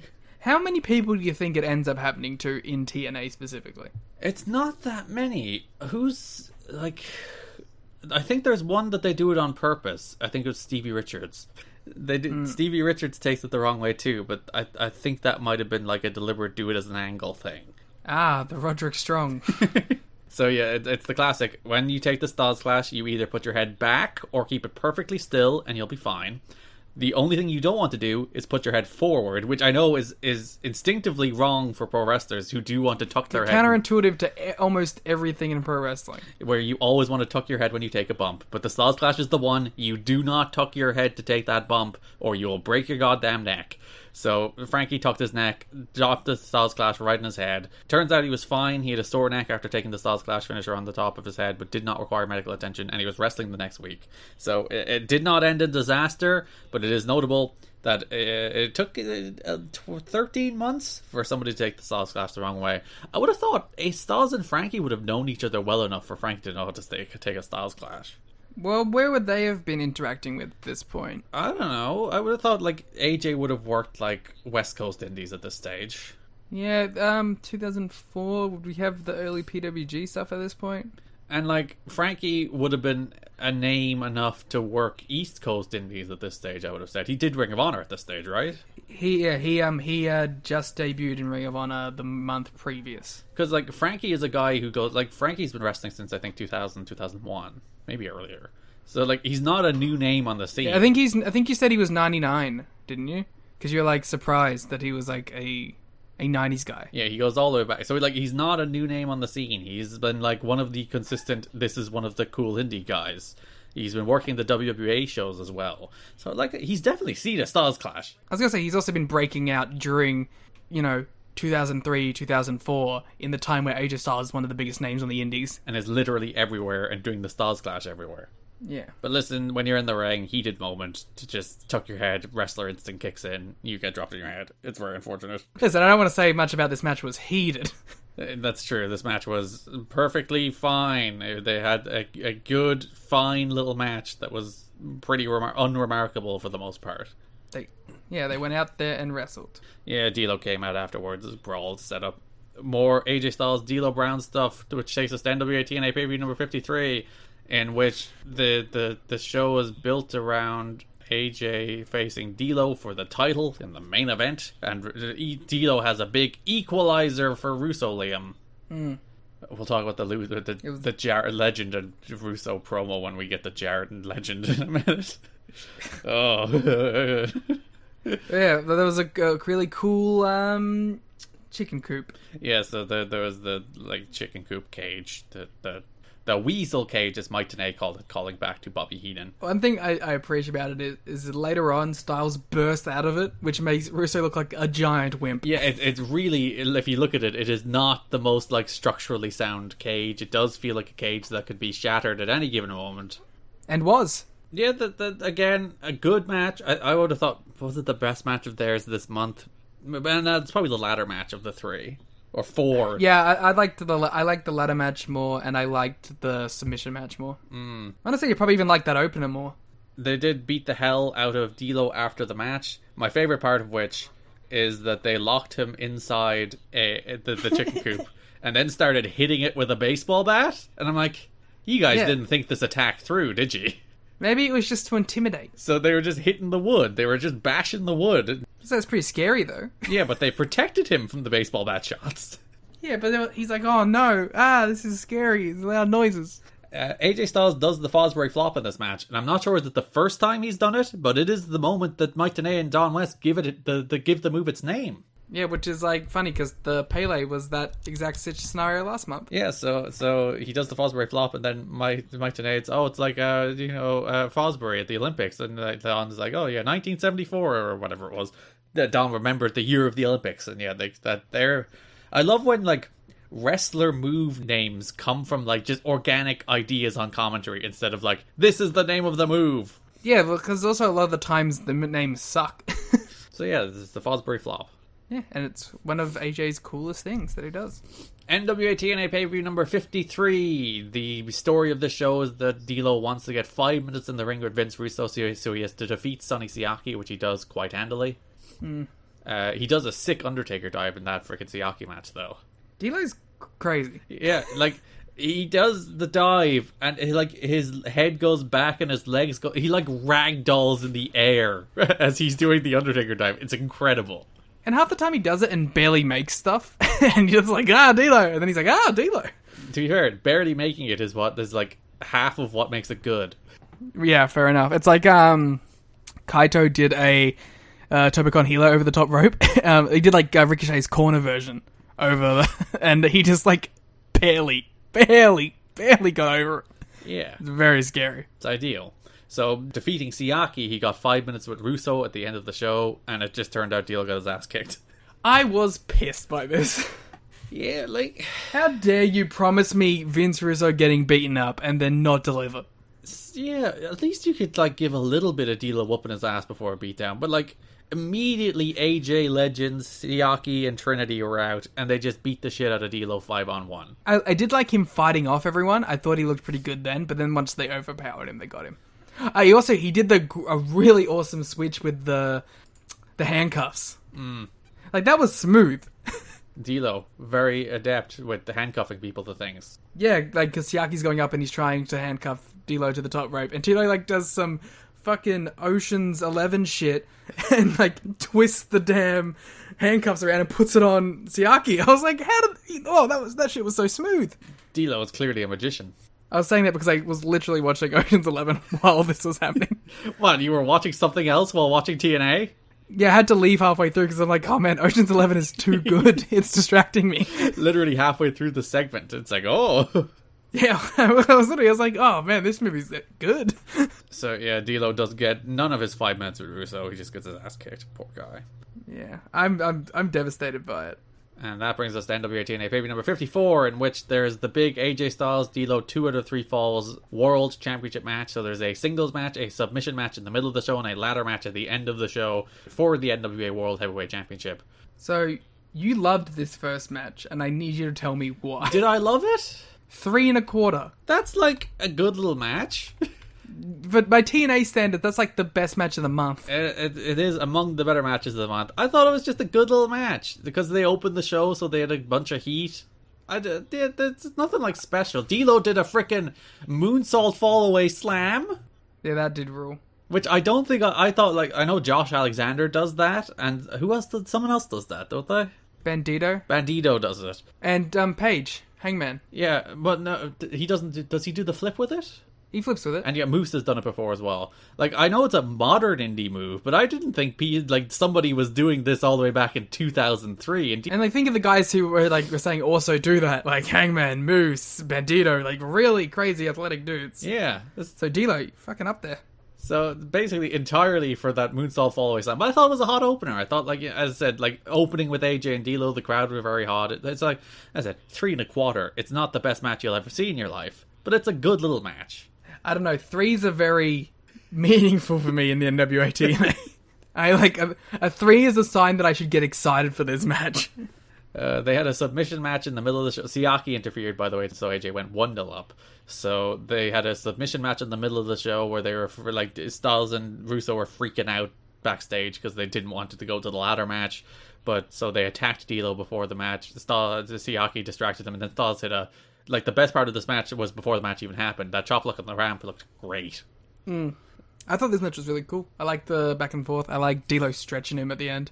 So they had a basic ass submission match. Yeah. This was the match where there was a split screen of D'Lo Brown's butt. Yes. He hit what I think it was a sky high. I can't remember what the exact move was. And they're like, "Oh, let's go to a replay." And they cut to And they're like, nope. the replay is just the live shot split in 2, but it just happens to be while D'Lo Brown is, like, getting up and bending over. So it's just a split screen shot where D'Lo's butt is split between both of the screens. It's very good stuff. I like that Tenay and Don were clearly, like, taken aback by this. Yes, it's like, oh, let's go to the replay. They go to the replay. It's like, technical difficulties. I'm sorry. And then we go to the main event, the ladder match, which I thought was pretty fucking nuts. Yeah, like, they do a bunch of wild shit. The most notable part, where D'Lo sets AJ up on a table outside of the ring, gets to the top of a ladder inside of the ring, and dives from the ladder inside of the ring all the way to the floor through a table. And a real rickety-ass ladder, too, by the way. Yeah, that ladder was, like, shaking, and it's like, oh god, D'Lo, you're going to die. And that's what knocked AJ Styles out. Wait, really? He was knocked out for a half minute after he took that to the table. It was wild. Wow. It was a great moment where, like, the ladder rebounded, where like, they did a spot, and D'Lo fell, and then the ladder rebounded and fell on D'Lo, but D'Lo saw it coming, so he could actually sell it properly, and it wasn't, like, super dangerous. It was really cool. Yeah. Like, I was thinking about it today, like, half of the offense in this match was ladders falling on D'Lo. The poor guy. It happened a lot, and every time I was like, again? You just could not stop ladders falling on him. It was either sometimes they were just falling on him, and then sometimes it was AJ pushing them into him, and then sometimes it was AJ throwing them into him. But ladders colliding with D'Lo was most of this match. Yeah, so the finish was they both climbed the ladder, they both got the title, they both fell to the mat. Rudy Charles came out, they had a moment of deliberation, but because the ladder match was a draw, they determined that AJ would remain the champion. So I want to give this match some credit here. I bit on D'Lo winning. I was like, did D'Lo win the NWA fucking championship? Because, yeah, when he hit that frog splash off the ladder through the table, AJ was literally dead. He was literally unconscious. So... Yeah, it was a very long walk. Siaki interfered, didn't he, so that he wouldn't win. Yeah. But I bit it for a second. I was like, holy shit, D'Lo's winning this. I also enjoyed that Vince Russo was banned from ringside for this match. The camera cuts. They cut to a shot of him, like, looking through a small hole in the stage so that he could like a fucking pervert. He was spying on the match because he was banned from ringside and he wanted to watch it. We should splice that and then put it into other wrestling moments. Where it's just like Rock, Hogan, and Russo's like, huh? Yeah. It's NXT 2.0, and he's like, So they went to a 1-1 draw, I guess, or 2-2 draw, depending on how. 1-1-1. Yeah, it was 1-1-1. That makes more sense. So that Styles retained the belt, but there is nothing solved here between Styles and D'Lo Brown. And then last show of the month, there is some dissension within the ranks, Liam, of Vince Russo's new stable. I hate this company, man. I'm so sick of tag teams and stables not getting along. So AJ Styles is out with Sonny Siaki. Siaki's doing his promo. There's a sign in the background, by the way, if you're looking at it, that's blurred, that the sign says, Siaki aced your mama's hole, which, you know what, maybe shouldn't have been blurred. Well, I guess with the new direction, perhaps they thought that was too much. No, I think that's not blurred in the original. That's a modern blur for Impact Plus. Oh, Yeah, that's stupid. Like, with the other shit that's gone through. There's, if you notice earlier in the month, there's a double whammy sign that's blurred. That's a homophobic slur against Jeremy Borash, so that one is very understandably blurred. I didn't even get that one. I think it was one of the shows. I couldn't see exactly what it said, but he could make out more or less the subtext of what it said. Because it was a little blurry on the original version I had, but it was very clearly homophobic. Directed at JB. But yeah, so Siaki's in the ring. Siaki's talking about how his magic stick pleases all the women, and then Mike Tenay and Don West are like, magic stick? I thought Magic Stick was going to get over. I thought that if the heel section was still around, Magic Stick would have been a big thing over the next month. So Styles and Siaki are out together. They're arguing with each other. Styles tells Siaki to know his role, and then the crowd chant, know your role at Siaki. Because he's the Rock. Yeah, when they chant to know your role, and we're like, because the idea here is Russo isn't here tonight. He does have an interview with Mike Tenay, but he's not actually But also, in the building. AJ's right. Shut the fuck up, Siaki. You have been nothing. I suppose he's been ex-champ, but other than that, you've been nothing but a mid-card nerd for your entire TNA run so far. Please do know your role. And also, AJ kills him with one line. He's like, yeah, when you're the top champion, you can do that stuff. And he's like, you wouldn't know anything about that. Ooh. D'Lo comes out then, and already in July 2003, we're having characters talk about how they want to see the old AJ Styles. Need the old Hangman.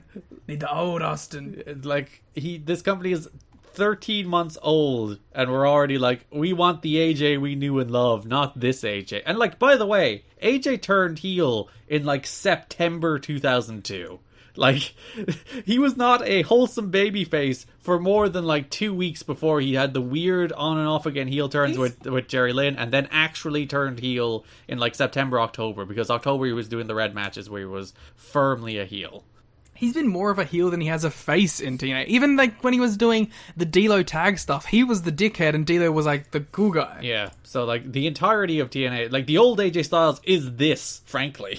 Yeah, like AJ's just always been like this. He's never been a babyface for long. Like, he was a babyface at the very start, and he was a babyface for like July. And as mentioned, like the Jerry Lynn stuff just had those two constantly going back and forth and who he went to root for. And then he was an actual heel for the entirety of like being managed by Warner Plumtree. So, like, he's been a heel this whole time, D'Lo. There's never been an old AJ Styles.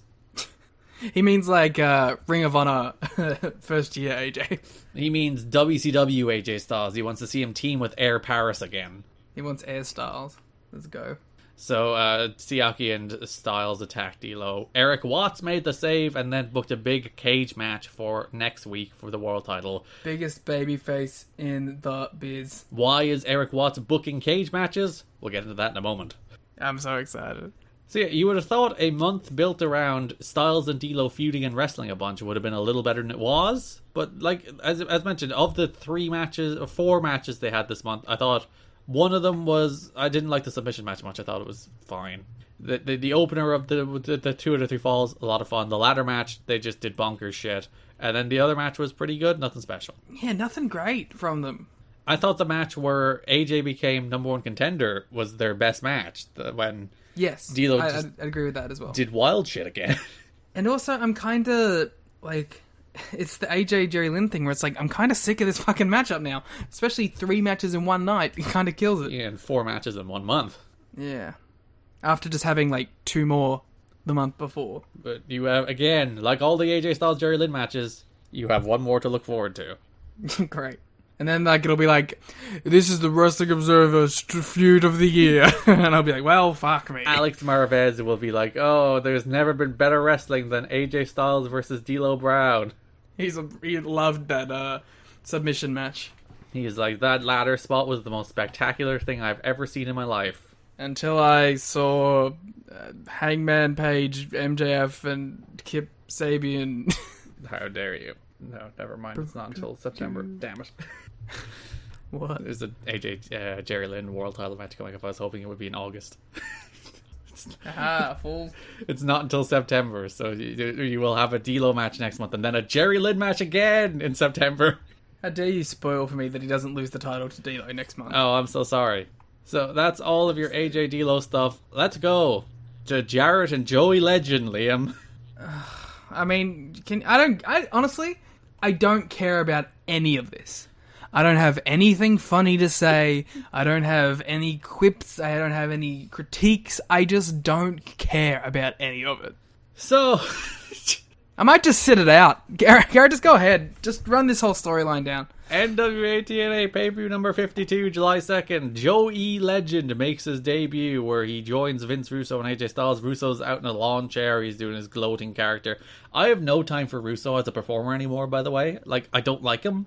And, like, I used to not like him for different reasons, but I used to respect that his, like, delivery used to be good. Russo, I'm just over Russo. Like, as a television character, I think he's extremely boring.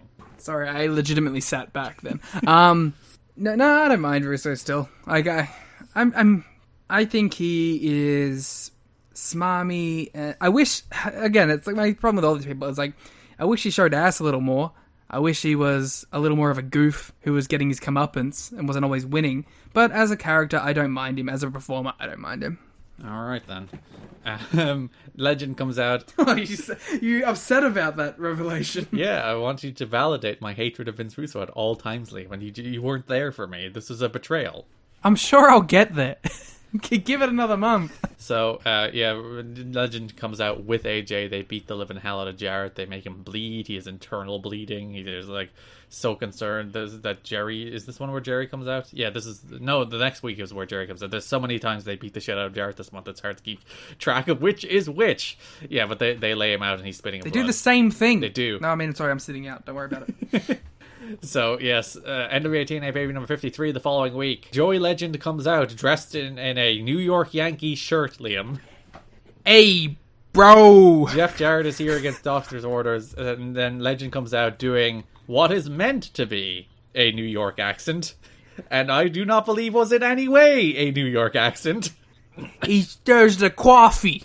He's the straw that stirs the coffee, is he? There's the coffee. I'm from New York, and I'm speaking like this. Hey, this is my New where's York the accent. freaking gabagoo? Do you think he mixed up New York and York, the town in England?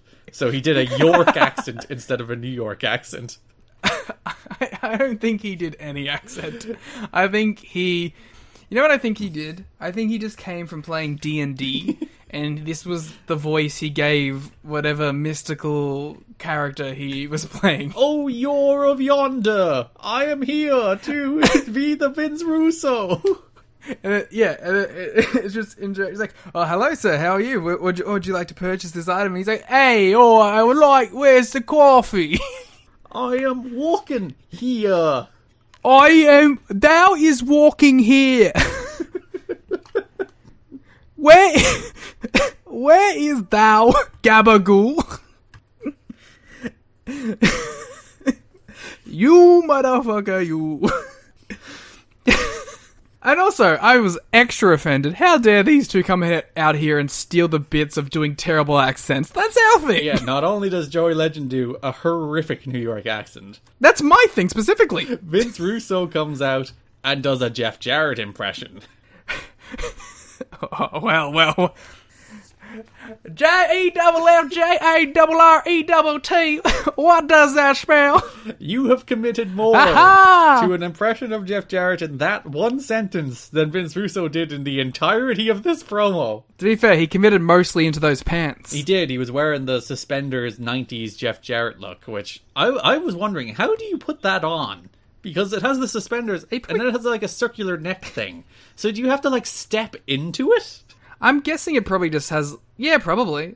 And then you put it over your head. Does it open at the neck? You probably get him from the side. I was looking at it while Russo was wearing it. It's like, how do you put this on? Listen, we were all looking at it while Russo was wearing it. Because boy, was he wearing it. He was commenting on how it was very tight. Yeah, I just shit myself. So he was doing it. Sorry, I got a little Dixie then. A little Dixie card. You can't help it. It's natural. Ain't I great?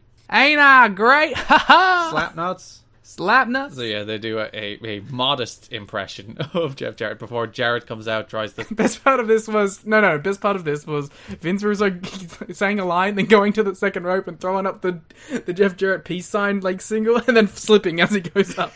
Good bit. They should have done a thing where Legend tried to pin Jarrett, and then Russo shoved both hands up in the air. Got all the stroke around here. So eventually Jarrett comes out, they brawl, they cut him off, and they beat the living hell out of him again. So much so that Jerry has to come out and check on him. What a dork. By the way, Legend's cutter, his like spinning cutter thing he does as a finish, it's called the Stone Cutter. What does that mean? Which is that a reference to the Simpsons Secret Society, Liam? Isn't that like a real secret society? Well, I don't think it's really called the Stone Cutters, but it's like the... Oh wait, no, Diamond Cutter, you see? Yeah, so it's the famous Simpsons episode, Liam, the Stone Cutters. Do you remember the Stone But Cutters? also, like, I remember the Stone. Do you remember the Stone? They had a Who song. held back the electric car? Who made Gene Gutenberg a star? Who controls the TNA crown? Who keeps the X Division down? We do. We do. Who keeps Atlanta off the maps? Who told the heel section to fuck off? We do. We do. Who told Goldilocks we've had enough? We do. So yeah, they lay him out. Then multiple times later in the show, like Jarrett's being checked on by doctors and Legend attacks him again. Jarrett's being loaded into a stretcher and Legend attacks him again. Yeah, it's constant assault. There isn't three straight shows this month, which is just Legend attacking Jeff Jarrett. But to be fair, that's every Jarrett feud, is either him attacking someone constantly or someone attacking Jarrett constantly. So one thing I really resent is that for 1 week he was just a Legend. And you wrote in the spreadsheet that you can also see from going to tnachat.com that you wrote Jeff Jarrett versus Legend, and I was like, oh, that's very considerate of Garrett. Jeff Jarrett's wrestling some sort of legend, and he's writing Legend so I don't get spoiled, as I put in my other star ratings. And then when Legend came out, I was like, ah. He is in fact just wrestling Legend. Which, like, again, big ask for this guy, huh? NWA TNA pay-per-view number 54, July 16th, 2003. Jarrett and Legend brawl a lot. Sure do. So they open the show, they brawl. Later in the show, they brawl. Later in the show, they're meant to have a match. And then Legend attacks Jarrett backstage, and they brawl. And Legend beats Jarrett in like 2 minutes because they brawled so much.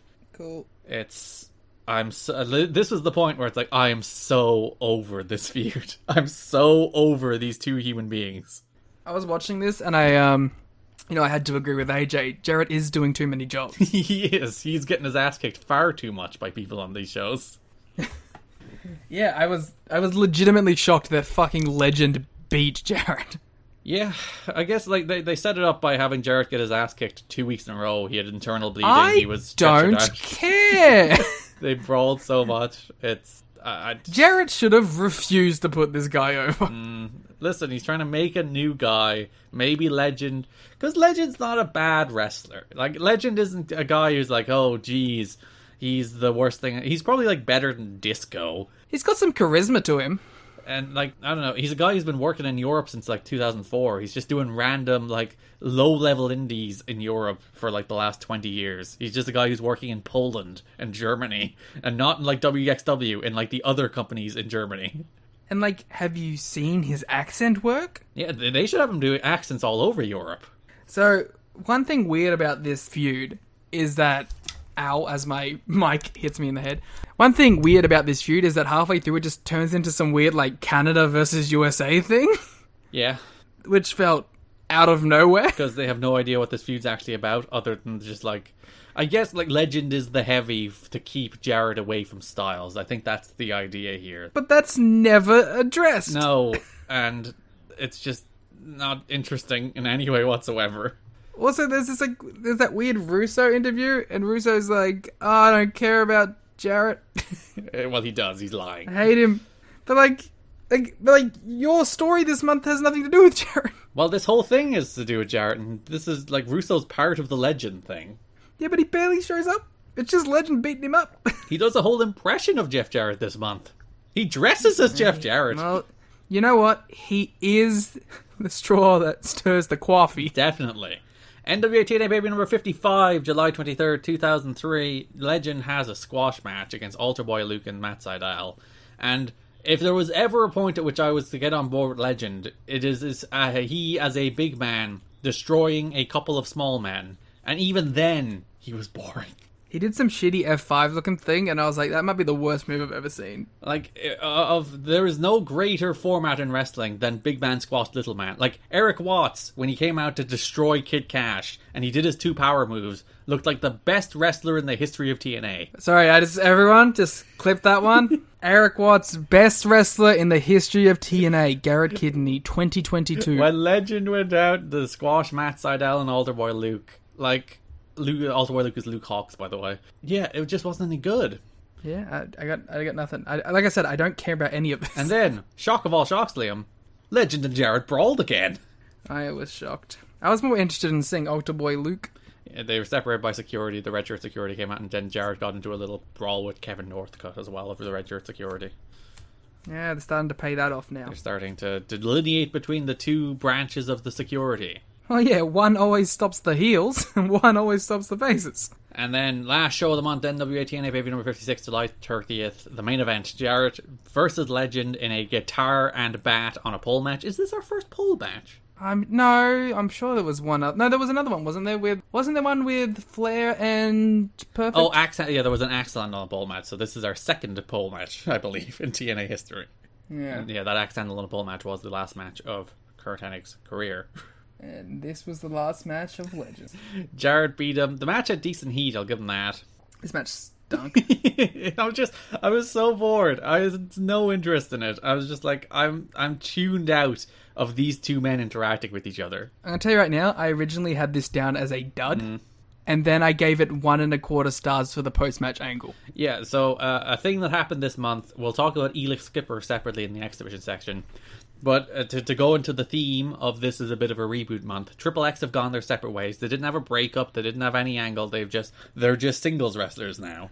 I thought this was really smart because it made the 2 of them, I guess, because Key's out. But it made both Skipper and Daniels coming in as singles wrestlers feel like big deals, like ready-made guys. And, like, to their credit, they gave them both a bunch of vignettes. Daniels had vignettes airing on every single one of these shows up until the angle here where he comes out and he attacks Jeff Jarrett. So, like, they gave both of them, like, attention and tried to get them over. And most importantly, they had Daniels do, like, the scared squirrel face at the end of every promo, and it made me laugh every time. The what? You know, like that old YouTube meme? No? Where it's like, I gotta find it now. And this is what all of Daniel's promos ended with.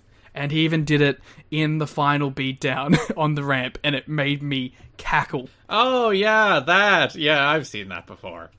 Yeah, that's what he does at the end of all of his vignettes. Here, I will throw the link to Dramatic Squirrel in the show notes after the main event segment here, if you would like to know what Liam thinks this looks like. There you go. I'm gonna give Daniel's doing it so that I can compare the 2. He does do that at the end of every single promo where he dramatically looks back at the camera, and like he's still doing like the sports entertainment thing. He's just like, professional wrestling has failed you, and I need to show you the way. I need to guide you through the ways of sports entertainment. It's interesting that they kept that aspect for this character. And abandoned it for Skipper. And frankly, everybody else, like Russo's not doing this anymore, Disco's not doing this anymore, it's only Daniels. They gave an explanation for why Russo isn't. Which was nice of them. That he can't institute sports entertainment extreme or get his values across while that damn Jeff Jarrett's running around. Oh yeah, because we should mention he did do an interview on the show with Michae, which I thought was extremely boring. I thought it was a little decent one. Didn't care one way or the other. There you go. So yes, after this match, after Jarrett defeats Legend, Christopher Daniels returns to TNA. And what actually I thought was a nice little touch, where the last vignette of Daniels aired on the show where they said that he's returning next week. So it was like a big swerve. It was a big surprise when he actually showed up in the main event to take out Jarrett. And he looked fucking great. But I don't, like, they debut him at such a high level. I'm like, but he doesn't, like, win anything. Like, I have no faith in them to push this. And we did just get an entire month of Legend against Jarrett, so desensitized to anything Jarrett is doing. Yeah, like, it's not gonna make Daniels look great. Even if he does win, he beat the guy that Legend beat? So that is all of the Jarrett and Legend stuff. A stellar month of content. Forever. Let us move over to Shane Douglas feuding with Raven. So Shane Douglas rules. Yeah, I liked a lot of the stuff they did this month. I thought this Shane Douglas Raven feud is like a really nice little mid-card feud. Or upper mid-card, really. Yeah, I also think that Shane Douglas fucking knocked everything he did out of the park. Every, like, little angle, every little promo, like, this dude, like... And he also comes across as genuinely unhinged. It's actually funny, there's a note in PW Torch this month that they've given up on the idea of Shane Douglas being a main event guy because they didn't think he was good enough. And like, what show are you watching? That like Legend is a guy you're pushing the hell out of, and Franchise, who's having good matches with everybody every week, is the guy you're like, nah, he can't do it. And because like, I guess at a certain base level, the idea of Shane Douglas and James Mitchell is kind of like a weird image. But like, when you see them together and Douglas cutting these fucking deranged promos, you're like, oh yeah, this guy's insane. He's good, and a good foil for Raven as a babyface. And just a little off-topic thing for a second. Isn't it weird having James Mitchell and Abyss on the same show, but them not interacting? Yeah. Like, it feels weird, huh? And it's another 18 months until they're together, Liam, so it's going to feel weird for a while. It's so odd to see them, like, both around, but them not connected. Though Mitchell does go off TV for a while after the New Church stuff is done, before they come up with the aha moment to put up with Abyss. So, NWA TNA Baby number 52 opens with Shane Douglas demanding that Raven face him in a Clockwork Orange House of Fun match, but Raven's not there, so CM Punk comes in and faces him instead. Yeah, it was cool. It was a cool little match. See, I feel like it's a cool little match is like the description of all of Shane Douglas's matches this month. Yeah, but to be fair, cool little match is like top 10% of NWA TNA matches. Especially in this month of July. It's like, oh yeah, cool little match is a lot better than another segment where Jarrett and Legend just brawl with each other. Yeah. Well, the fact that like an AMW Simon Diamond Johnny Swinger feud is like the best in-ring feud of the month. So yeah, Douglas defeats CM Punk and then James Mitchell comes out and throws a fireball in Punk's face. That's a reoccurring theme this month. Yeah, I like... I'll wait for it. It's a little later on with the interview that Mitchell does about it. But Mitchell I thought was really great this month. Yeah, he was like really, really, really good. I thought he was top notch. NWA TNA pay-per-view number 53, we get a Douglas against Julio De Niro match this month. Again, fun little match. Yeah, Julio has been a joy on these shows, I feel. Yeah, he's like just a good mid-card wrestler in a show that, again, maybe not always has good mid-card wrestlers. Or good wrestlers. On this show, the fireball that James Mitchell threw at Mickie James looked amazing. Yeah. And what a God, Mickie James, man. Just the best. Because, Douglas defeats Julio, and then James Mitchell throws a fireball at Mickie James. And Mickie James whips her hair back to sell the fireball, but the fireball kind of gets caught in her hair and whips back with her hair in a way that looked absolutely terrifying and probably was horrifying for her in the moment, but looked amazing on television. Yeah, she's so good. This whole feud's been pretty great, but I feel like her this month was fantastic as well. Like in that final match, and in that even little touch I liked was later on when Punk flakes out. She just comes in and goes, "I'll be the third," and it's like, yes, you will, even though that's against the rules that are newly established, but that's fucking dope. And she was so good in this. And it's not like she has to be lured into it. She's like, I'm going into a Clockwork Orange House of Fun match against Shane Douglas / and Brian Lee, and I'm going to go kick ass. The best thing, too, is like, it's not like Raven or Julio are like, whoa, you know? They're just like, yeah, let's go fucking do this shit. It's great. They're a great little... I thought the Gathering really came into their own this month. As an act. On that July 9th show, you did have the Mike Tenay sit-down interview with James Mitchell. Yeah, so this is the one where he talks about the one exploding in his hand and Raven not knowing real loss. And I thought, God, I thought that was so good, because he's like, he brings up like the WCW rich guy stuff. Because that's always been the Raven character. Go back to the WWF, he was Johnny Polo, he was the rich guy. Then his WCW character he was still the rich guy. He still had like the rich family, but he was like the entitled emo who thought the world was against him, even though he's like, as James Mitchell mentions in this promo, he's the son of a wealthy publisher. It's like, the world gave you everything you ever wanted, dude. And you were like, oh, woe is me, what about me, what about Raven? Whereas like Mitchell here is like, I know loss. I nearly burned myself to death with a fireball that backfired and like burned my torso in half. I had to scratch and claw for everything I've ever gotten.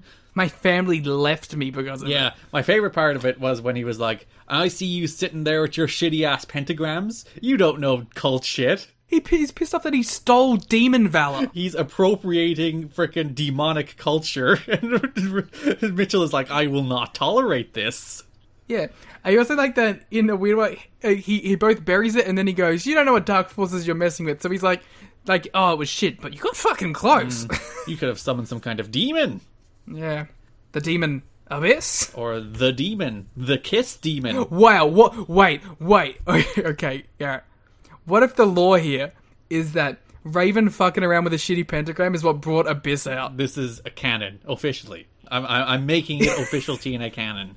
That of doing his shitty ass pentagrams with the Gathering, sitting in the freaking on the floor of a bathroom in the asylum, is what accidentally summoned Abyss to TNA, and then Kid Cash just found him. That actually makes like a stupid amount of sense. The timeline does match up, Liam.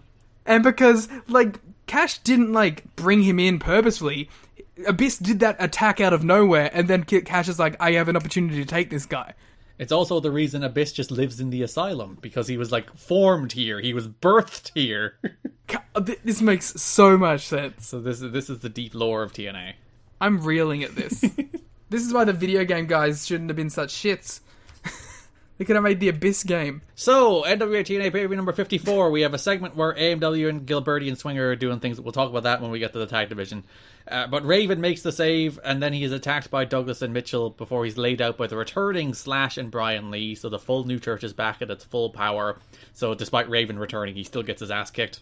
This segment was the one where I literally said out loud to myself, thank God they turned Raven face. I know, he's like the best babyface on the show, even better than D'Lo. Yeah, 100%. This segment really put it over too. Again, like I just feel like this is the month the Gathering all clicked. Even in ring, I thought they were so smooth together, especially like in these last couple big matches. I got the impression from this last month that like when Raven is like your guy, you just vibe with him so quickly and so easily, and when he's not, you probably don't. But like, yeah, because like just watching him with Julio, watching him with Mickey, like I just really thought they clicked, and obviously him and Punk have all the history too, so they was good together as well. But it's like, yeah, I really thought the Gathering started kicking ass this month.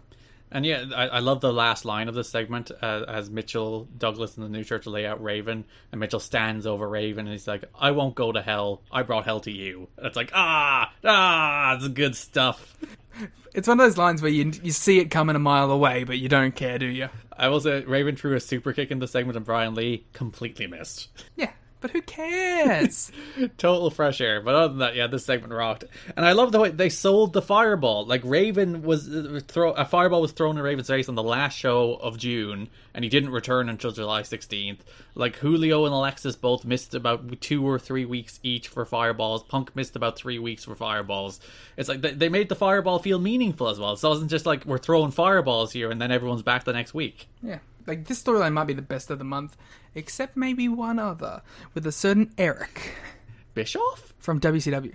So, July 23rd, NWA TNA pay-per-view number 55, we have a 6-man tag team match in which Shane Douglas, Slash, and Brian Lee faced the Gathering team of CM Punk, Julio De Niro, and Raven, in a match that I thought kind of rocked. Yeah, this match rocked. Like, I gave it 3 1/4, and I was thinking of like, should it be like 3-5 or maybe 3-7-5? Because like this match was where like the crowd were going nuts. The crowd were superheated. There was a ton of energy. Like CM Punk just like being a babyface, just doing like head and arm suplexes on Slash like he's freaking Hook. Yeah, Hook-like. CM Punk is the Hook of NWA TNA. I mean, yeah, both giant stars, huh? Yeah, they just kick ass. The match just kicks ass. Yeah. I mean, it helps, I guess, that it's 6 people who are all just going out there and going full blast. But yeah, it rules. And so does the other one that they do the next week. Yeah, so the finish of this match, Raven brawls with, I think it's Slash, toward the sex locker room before there's a curtain behind that area. I like that locker room now is just the mysterious shit happens over here now. So yeah, Raven's brawling over there, and suddenly a hand emerges from a curtain and grabs Raven by the hair and pulls him behind the curtain, and he disappears for a few minutes, and then he emerges bloodied and battered, and eventually he's beaten because of it. And it's just like a large hand. Nothing. Well, you kind of see the body behind it because the curtain opens too far. But you just see a large hand emerge, grab Raven by the hair, and just pull him away. Yeah, it's kind of sick. Is this the same show where then Raven cuts the promo at the end of the night? Yeah, he goes to interrupt Michae and Don West running down the card to announce that they're going to do a six-man tag Clockwork Orange match next week. Yeah, and he has the blood all over his face. Mm-hmm.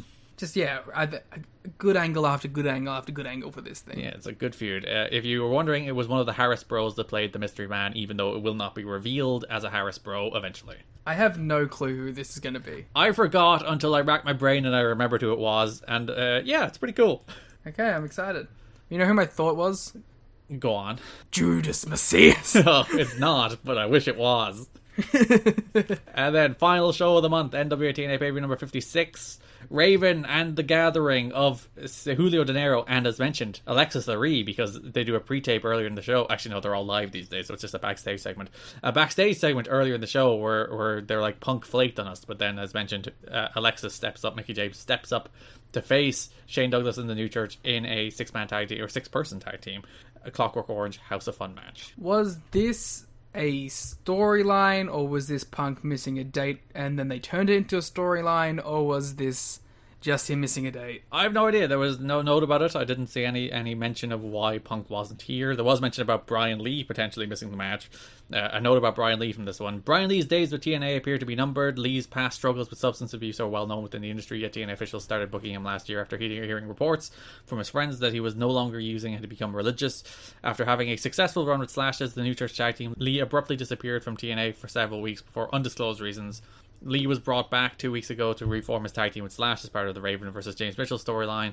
He was said to be good business on the night of his return. However, he showed up at the building for this match for his appearance, and his co-workers immediately noticed that he dropped an extreme amount of weight since the week before. Lee collected his check for the previous weeks and left the building, which is the thing he regularly does because he likes to deposit it at the bank. Very efficient. After several hours had passed and Lee hadn't returned to the building, TNA officials became concerned that he was not going to come back. Lee resurfaced at the building after the show had started and was deemed fit to wrestle. He was allowed to work a scheduled match, which, like, watching the match, you wouldn't notice there was anything wrong with Brian Lee. But that was a cause for concern, and I don't think he's used again ever after this. He won't be here in August. They replace him in the New Church. Shame that this is the end of his kind of run. Him and Slash were legitimately a highlight of some of the earlier shows. Yeah, they're a great team. They're just a great team. Yeah, I think a really good tag team, really underrated tag team. Because, like, you know, how many people are really going like, oh yeah, New Church, what a team that was. But legitimately, like, those two kind of rock together. And even here, when they emerged to do these 2 6-person tags, pop, both of them rock. Both of them are really good. Yeah. I was happy to see him again. So yeah, the finish of this New Church and Douglas against Gathering matches, Raven is dragged under the ring by unseen forces, and then he emerges again, bloody, beaten and battered before he's pinned, setting up that there is another person on the side of Douglas in the New Church here. Who could it possibly be? I have literally zero clue. Yeah, again, on a month where a lot of what happened on these shows was pretty flat, it was nice to have this one story run through the month where pretty much everything that happened on it was really good. I know what you mean by one story. Yeah, so this Raven and Shane Douglas angle, it's going well. Yeah, but like, as you said, obviously this was the highlight, I think, of the month. Everything here kind of rocked. Those 2 great 6-man tags at the end of the month. Yeah, just all in all, really enjoyable stuff. And it's, you know, when you get in stuff that's like at that 3-star mark, you're like, wowzers. Really delivering hard here. Overachieving. Let's move over to the Hard 10 final, in which Sandman defeated New Jack to win the Hard 10 in a... I forgot that this was the first thing in this feud. There's so much stuff that happens. Like, this is our, like pivot off in, like, 4 different directions story of the month. So, like, we will go from Sandman New Jack to New Jack against the Harris Bros with Shark Boy, to Shark Boy teaming with Norman Smiley, to Sandman feuding with Don Callis. So these are the directions we're going to splinter in now. We're just going to try and hit as much of it in a row as we can. Yeah, so Sandman defeated New Jack to win the Hard 10 in a pretty good match where the finish was absolutely wild. New Jack, as he is one to do, was thrown off a balcony, but did like this weird side rotation and landed directly on his face. Yep. And looked insane. This is the one thing I had seen from the Hard 10. This is the one thing I knew going in. Was like, I knew this bump because I think everyone's probably seen this bump at some point. It's one of the craziest things you'll ever see. He takes a face-first bump off a balcony through 2 tables. It is absolutely monstrous. The man could have died. He looks like he did die. Yeah, there's a note. New Jack caught his jaw on the side of the table while taking the balcony bump during his match with Sandman. Once New Jack returned backstage, he fell to the ground and was said to basically be out of it for the next 15 minutes. TNA officials called an ambulance to the building, but Jack refused to go to hospital for treatment. The paramedic tried to repeatedly get New Jack to go to the hospital, but he was up and around within half an hour of taking the bump and didn't go to hospital. Fair enough. Awesome. That is a very New Jack thing to do. The coolest guy of all time. So before we go on to the Sandman stuff, let's pivot back to earlier in the show where Shark Boy faced Mike Sanders in Sanders' final match in TNA. This is the end of an era. This is continuing the storyline where, for some reason, people just repeatedly want to get Shark Boy's mask, even though sex are done and gone. Shark Boy is the center of 2 stories that are just people want something from Shark Boy. And it's like, people just randomly want Shark Boy's mask. And then later on, everyone just wants to be Shark Boy's friend. Wouldn't you want to be Shark Boy's friend, though? Like, the most likable guy in pro wrestling, apparently. So Shark Boy beats Sanders. Harris Bros attack Shark Boy after the mask. They try to hit him with an H-Bob. Shark Boy escapes. And obviously doesn't have New Jack to help him out on this one because New Jack's busy. Yeah, he's in the Hard 10 final and busy falling off balconies. Yeah. So that brings us to NWA TNA pay-per-view number 53, in which Don Harris fakes... Well, should we do the goodbye to Mike Sanders here? Oh, I suppose we should. We should mention that this is the end of Mike Sanders. Mike Sanders has been told that he won't be booked on TNA shows for the foreseeable future. Sanders has been never a favourite of Jeff Jarrett, but the word is that Vince Russo has been trying to talk Jarrett into using Sanders again. Mike doesn't do himself any favours, said one wrestler who noted locker room heat Sanders had developed was because of his often brash personality. I mean... What is there to say about Mike Sanders that has not been said before? Yeah, we've done it. He was good for a while, had that like shockingly good match against AJ Styles, and then for some reason they then turned him into a cartoon goof. Singlet era Mike Sanders, underrated. The weird shirt and basketball shorts era of Mike Sanders, less so. He truly was above average. Mike Sanders was interviewed by No Holds Barred Radio, and he said he has not heard from the TNA office in over 3 weeks, meaning he is not expected back anytime soon, and it turns out, ever again. Thank you, No Holds Barred Radio, for giving us all the scoops. Getting all these interviews, baby. We should start doing interviews of 2003 NWA TNA guys. Just Erik Watts every week. Oh, don't say something you don't want me to deliver on. Don Harris defeated Shark Boy on NWA TNA pay-per-view number 53, where they... We might have a connect to Erik Watts, by the way. What's our connect to Erik Watts? I was listening to a certain flagship podcast the other day, right? Mm-hmm. And a certain Rich Crate had a connect to the old, what was their team name? Team 2000, Team 3000, whatever the fuck it was? I don't know. Erik Watts' WWF team? I don't know. Do you think I've watched Erik Watts' WWF run? Well, whatever his, tag team was, his tag partner has a connection to Rich. Through a connection. So, we have a 5th degree connection to Erik Watts. We could get him. For the 3rd time, Don Harris and Shark Boy.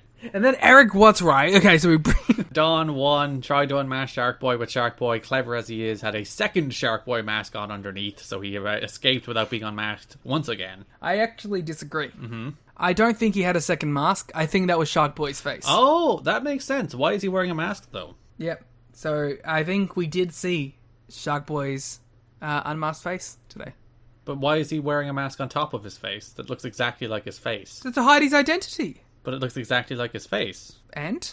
That's not very good at hiding your identity. Why does Sting wear a mask over his face paint? Because it's stupid. The element of surprise, Garrett. He's suggesting that Sting and Shark Boy are on the same level? Yes. Good. Both mascots of TNA. Both aces of TNA.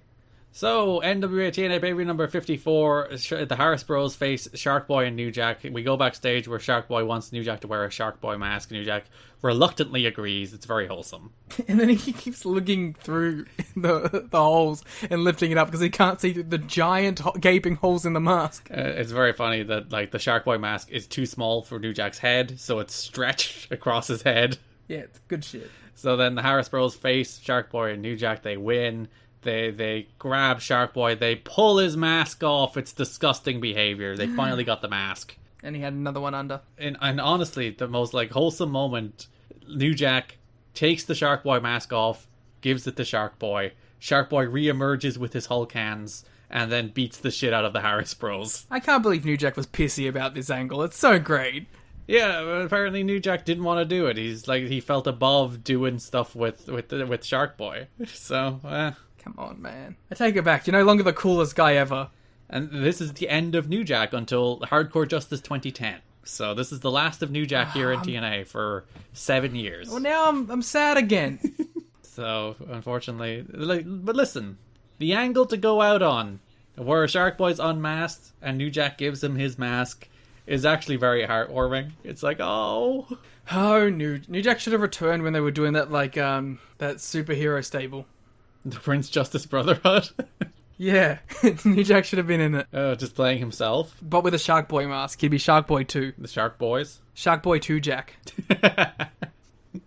Yeah, the moment was legitimately sweet. Yes, New Jack. Shall we talk about his run? He fell off lots of balconies. I think he ruled. I mean, I have nothing but positive things to say about New Jack's TNA run. Because he was either doing goofy skits with Shark Boy or falling off balconies.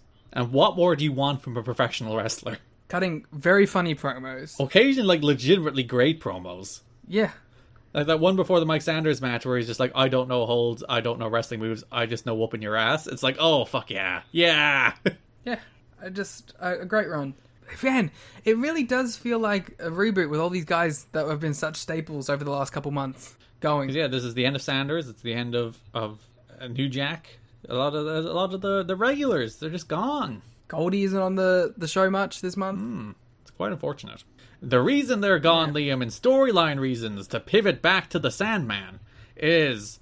The man with the best hair in the game right now. So, Sandman comes out on the July 9th show. Mike Tenay is presenting him with the Hard 10 trophy. Sandman pours beer into the trophy. He's walking around ringside. He's like 4 beers, by the way. Yeah, he just walks around ringside just pouring beer out of the trophy down the throat of fans in the crowd. Do you think we'll ever get to this way again in a post-COVID society? Lord, no. You don't think we'll ever get used to it again? It is a little bit of like, I'm watching this and I'm like, that's not very hygienic on multiple levels. Yeah, hygiene's overrated. So Sandman walking around ringside, he's about to walk up the ramp when he's jumped by a random large man in a suit. Listen, the quickest way in this world to get me behind a guy is just put a big boy in a suit. So, and then we hear the voice, Liam, of the debuting Don Callis. The joy I felt in my heart when I heard this. The invisible hand. Cyrus himself, Cyrus the Virus, has arrived here in the NWA TNA as a new management consultant and manager of the man who jumped Sandman, Edward Chastain, who was Iceberg from NWA Wildside. I knew this was Iceberg. You know how I knew this was Iceberg? How did you know? Because he just did his Ring of Honor stint, where he got, like, terrible reviews, and, like, it was called the worst match in Ring of Honor history. And it wasn't, by the way. Like, it was a perfectly fine squash match, and I don't get why he got so much hate. It's basically what happened here, where he had 2 matches and was like, nah, he's shit, we can't bring him back. I liked him, man. I like him. I like Iceberg, okay? And I like Don Callis, and he's doing his ECW network shtick, and I love it. So yes, Don Callis is TNA's management consultant, so he is commenting on all the things that is wrong with TNA. As mentioned, he's like the voice of the changes to TNA. He's like, oh, the debauchery in hardcore wrestling and the naked women brawling with each other. This cannot be what TNA is about. I have to change it. I have to fix it. One thing I didn't get about this character is, does he have legitimate stroke, or is he just the dude pretending? No, he does have legitimate power in TNA, like as a character in storyline, and that becomes a point of conflict with the other person who is introduced as having legitimate power in TNA, which we'll talk about in a moment. Oh god, my 2 favorites. So one thing I love about this is, like, he comes in here and he's like, oh, no hardcore wrestling, blah, blah, blah, blah. There's like 3 Clockwork Orange House of Fun matches this month. Why aren't you intervening in that? Well, to be fair, he does suspend Jerry Lynn at one stage. He does fire Just Incredible. He is trying to stamp down on it. Garrett, the last match was a Clockwork Orange House of Fun with 3 people that included a woman. Yeah, but would you want to mess with the demons? No, that's the thing. Maybe at least give me a segment where James Mitchell is paying him off or something. Come on. You know what happened? He saw the segment where they threw the fireball at Mickey James, saw how her hair caught fire, and he's like, I don't want my hair to catch fire, it's too luscious. So I'll stay away from them. Yeah. I mean, Don Callis without hair, I just couldn't imagine it. So, NWA TNA pay-per-view number 54, Edward Chastain has a squash match against Norman Smiley, before which Don Callis cuts his promo about talking about his management consultant approach. He has an MBA, you see, Liam. It's Don Callis MBA. He's so good. He's like... Because he's like such a scumbag. And he plays it so well. Very and well. especially, I think maybe my favorite segment of the whole month was his sit down with Mike Tenay. Yeah, last show of the month he has a sit down with Mike Tenay where he's talking all about his like management approach. And like my favorite thing, it's such a small touch, but he refers to fans as customers, and like just the little touch of a wrestling authority figure heel being like, oh, the customers, yes, yeah. It's like, oh, that's such good heat. And his ethos of like, listen, like, I've crunched the numbers. I know what actually, like, these fans, they think they want one thing, but I see how it's represented in the numbers. And that's different, which is, like, a legitimate thing that happens. Like, sometimes the things that get over in the building are not the things that are over in the ratings. So it's like, it's an interesting point to bring up. I always think that's a disconnect between booking and crowds, though, as opposed to a disconnect between crowds and crowds. You know, it's not like the people in the buildings are different from the people on TV. I just think the people booking the show have not necessarily correctly capitalized on what the people in the buildings are seeing. But I also think some acts are inherently more well suited to a live audience. Because like some acts are more showy and like for the people in the crowd, you know, and then some are like translate well to television audiences who aren't there feeling it in the moment. Like the Adam Rose stuff. That was something that was like firmly over for crowds, because crowds got to be, like, especially that small crowd that in NXT, like they was like, that was all a part of, like, you got to be there and experience and be a part of it, as opposed to watch this guy on TV come out with a bunny. Not the good bunny either. They should have had Don Callis do the downsizing for that character. So, Chastain defeated Norman Smiley in a squash match. So, yeah, the Tenay interview took place on NWA TNA pay-per-view number 55, where he sat down with Don, talked about how the customers don't know what they want. He was basically doing Nick Khan before he saw Nick Khan. I did love his line about, like... Sorry, we were about to say the same thing, I think. About the knowing business but not wrestling? Yeah. He does the Tony Khan line then. He's like, I know business and wrestling. Yeah, when Tony Khan was being mean to Ted Turner and Eric Bischoff got very mad. He's like, Ted Turner knew business but not wrestling, whereas I know both. And that's exactly what Don Callis was on about here. He's like, there has been two kinds of executives in the history of wrestling. People who know wrestling but not business, and people who know business but not wrestling. And Don is like, I am the person who knows both. Yeah. Good shit. So clearly Tony Khan had watched this 2003 NWA TNA angle with Don Callis. He was probably fucking at the show. And then last show of the month, Sandman faces Edward Chastain. Sandman wins. The only notable thing about this match was Chastain did a cannonball off the apron to the floor, and the thud it made when he hit the floor was like, good lord. I wouldn't give it up on this guy. I don't know, man. I would have done something. I liked Chastain. He had 2 2-star matches, but sure, I liked him. We learn on commentary, because Don is on commentary for this match, we learn that Jerry Lynn has been suspended, New Jack has been fired, and Goldie. He just mentions offhand. Well, because like they already mentioned that, though, at this point, on screen. But like they never mentioned it before that, so it was confusing. Yeah, and a fun, like, backstage, like, art imitating life moment is, like, Sandman drove from his home in Philadelphia to Baltimore, where he flies out of for TNA shows. After making the long drive, Sandman found out that TNA had not booked an airline ticket for him, because he was not booked on the show. No word as to whether there was miscommunication between Sandman and the office, or if he just assumed he was going to be booked for the show. So I liked, like, during the thing in which there's an angle where management consultant Don Callis is trying to fire Sandman and get rid of hardcore wrestling and eliminate all of this debauchery, there is a legitimate moment of miscommunication where Sandman is actually not booked on a show. They should have played that up. They should have had JB cover that in his fucking rag sheet. The column on the website where he reveals all the scoops. Yeah, they should have been like, hey, just so you know, Sandman was trying to get here but didn't get a ticket. And Don was on commentary, which I quite enjoyed, because he was like, you know, Don West, Two Dons here. That's a little brand confusion. Please change your name. Don's like, I've had it longer. I'm older than you. You change your name. And yeah, it's fun to be like in this 2022 world now where it's like Don Callis been a major part of wrestling, but also like a commentator in a bunch of giant matches. Yeah, and a commentator for Impact, and an actual behind-the-scenes executive for Impact. So it's fun that the character he's playing here is basically the person he would become in the company like 15 years later. Yeah. Again, art imitating life, or life imitating art in this instance. Yeah, good stuff with Don Callis. Enjoyable character on the show. 100%.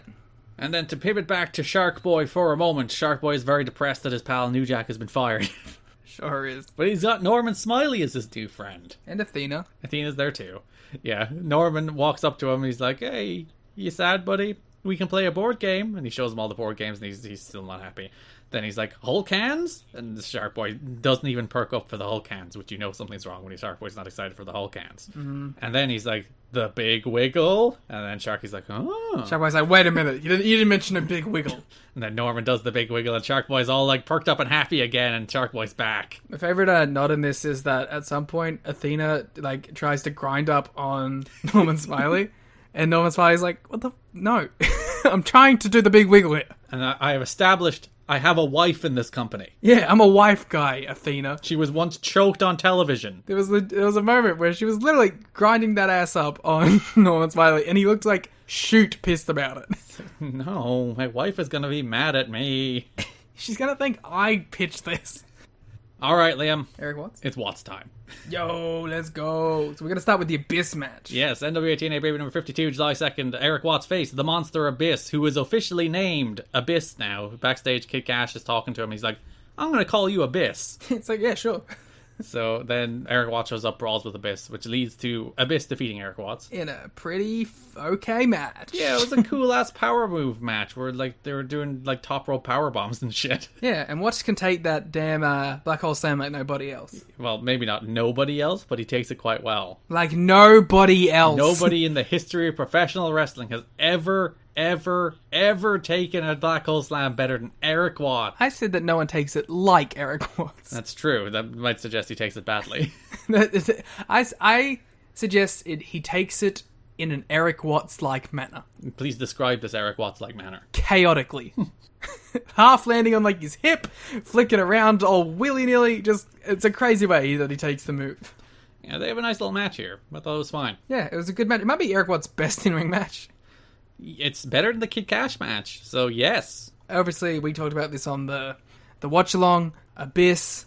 This is a tremendous look, a tremendous character. Very excited to watch him in TNA. I'm so much looking forward to this. So, NWA TNA Baby number 53, it was meant to be Jerry Lynn and Erik Watts against Kid Cash and Abyss, but Erik Watts had a staph infection in his leg and had to miss the show, so it ended up just being Cash against Lynn. Which is fine. Cash won after Just Incredible ran out, hit Jerry Lynn with a kendo stick to set up her last. We'll talk about that in a minute. But yes, Cash defeated Lynn. We move on. The match was fine. It was a match. I didn't really like it. NWA TNA pay-per-view number 54. Backstage, Erik Watts teases Erik from WCW again. Erik from WCW is going to be here, Garrett. Which is a tease that has been going on now for weeks and weeks and weeks and weeks. So this is also where we get the Goldie line about her being fired. Oh yeah, and she's gone forever. She's on the screen, and she's like, hey, if you got all this sway, can you, like, get me my job back? And he's like, yeah, shut up. Like, we'll talk about that later. And he's like, don't get your pennies in a twist. And then Goldie just is gross. And she's like, I don't wear any. And I'm like, when did this part of Goldie's character come up? And then he's like, haha, I know I don't. And then he max on her, and yeah. So, like, she's been fired. She's like, Watts, you're like in charge now. Give me my job back. And he's like, no. No, because at this point, he's not in charge. He just is still teasing that Erik from WCW is coming in. She's just like, you have all this pull with the new management because he says that he knows who the new management is. She's like, can you get me my job back? And he's like, just distracts. Maybe. Also on the show, there's an interview with Kid Cash and Abyss. Mike Tenay sits down with both of them. And my favorite part of this is Abyss is just wandering behind them. Mike Tenay is just trying to do a regular interview with Kid Cash. And Abyss is just it's fucking with shit. He's just like messing with the stage and like sniffing things and just bashing on the stage. Yeah, it's because he's not used to this new environment. He was only summoned here like 2 months ago. Because Mike Tenay does all of his interviews like sitting at the top of the ramp in an empty arena setting, and yeah, it's great. Just the Abyss just wandering around, and like he just bashes the metal stage, and Mike Tenay's like, "Keep your man under control." We'll talk about it here too because this is the cash stuff. Once again, Garrett, we have a month where something I hated has turned into something I loved. Because I love this new Kid Cash character. Yeah, once he's just like a disrespectful jerk that doesn't beat women, it's actually a good character. Yeah. Even though he does a little women beating in this month. Just a tiny bit. Just a little bit. But yeah, he's such a great shit heel. Like, he's tremendous. He's just such an asshole. Like, he's so great at just being a disrespectful, smug prick. And you want to see him, like, get the shit kicked out of him. And now that he's not, like, as mentioned, he has a tiny bit of women beating with Sarah Lee. We'll get into that in a second. But once he's not, like, just gross on a visceral, like, off-putting level, he's a great heel. Yeah, 100%. It's good stuff. And Abyss sniffing things and bashing things. I'm very much a fan of. And then trying to murder Mike Tenay. Yeah, and Mike Tenay making a real good Mike Tenay face after it happens. Yeah, it's one of the best Mike Tenay. If that man can hit his high spot, he can make the Mike Tenay face. It's so good. That's the lollipop ass shake of Mike Tenay. Is that snarl? So, we get more Mike Tenay content. NWA TNA pay-per-view number 55. Mike Tenay is standing in the ring with a number of legends. He has Ricky Morton of the Rock and Roll Express, Sarah Lee, Harley Race, Larry Zbyszko making his return, and Corsica Jones. Mike Tenay, by the way, introducing all of these men, is in his element. And women, Sarah Lee's there too. He's just like, full gusto. He's like, one half of the Rock and Roll Express. He's like, this is the best moment of my life, introducing all these cool wrestlers. Yeah. What a segment this was. So when Mike Tenay just finishes introducing everybody, Kid Cash's music hits, he comes out, he's doing his utterly disrespectful routine, he's being very mean to all the legends and says they're all lame and bad. Okay, my favourite part of this segment is he's burying everyone, right? Mm-hmm. Gets to Corsica Jones, okay? Says some horrific stuff about like him having Alzheimer's, but is kind of immediately proven right when he's pointing at the guy to prove his point, and he goes to shake his hand. He's just not listening. And you're like, come on. And it was right as he's saying, like, you don't even understand what I'm saying. And he's like going to shake his hand. I'm like, you need to put over the gimmick right now. Yeah, because I believe Corsica Jones is 82 here, so... Yeah.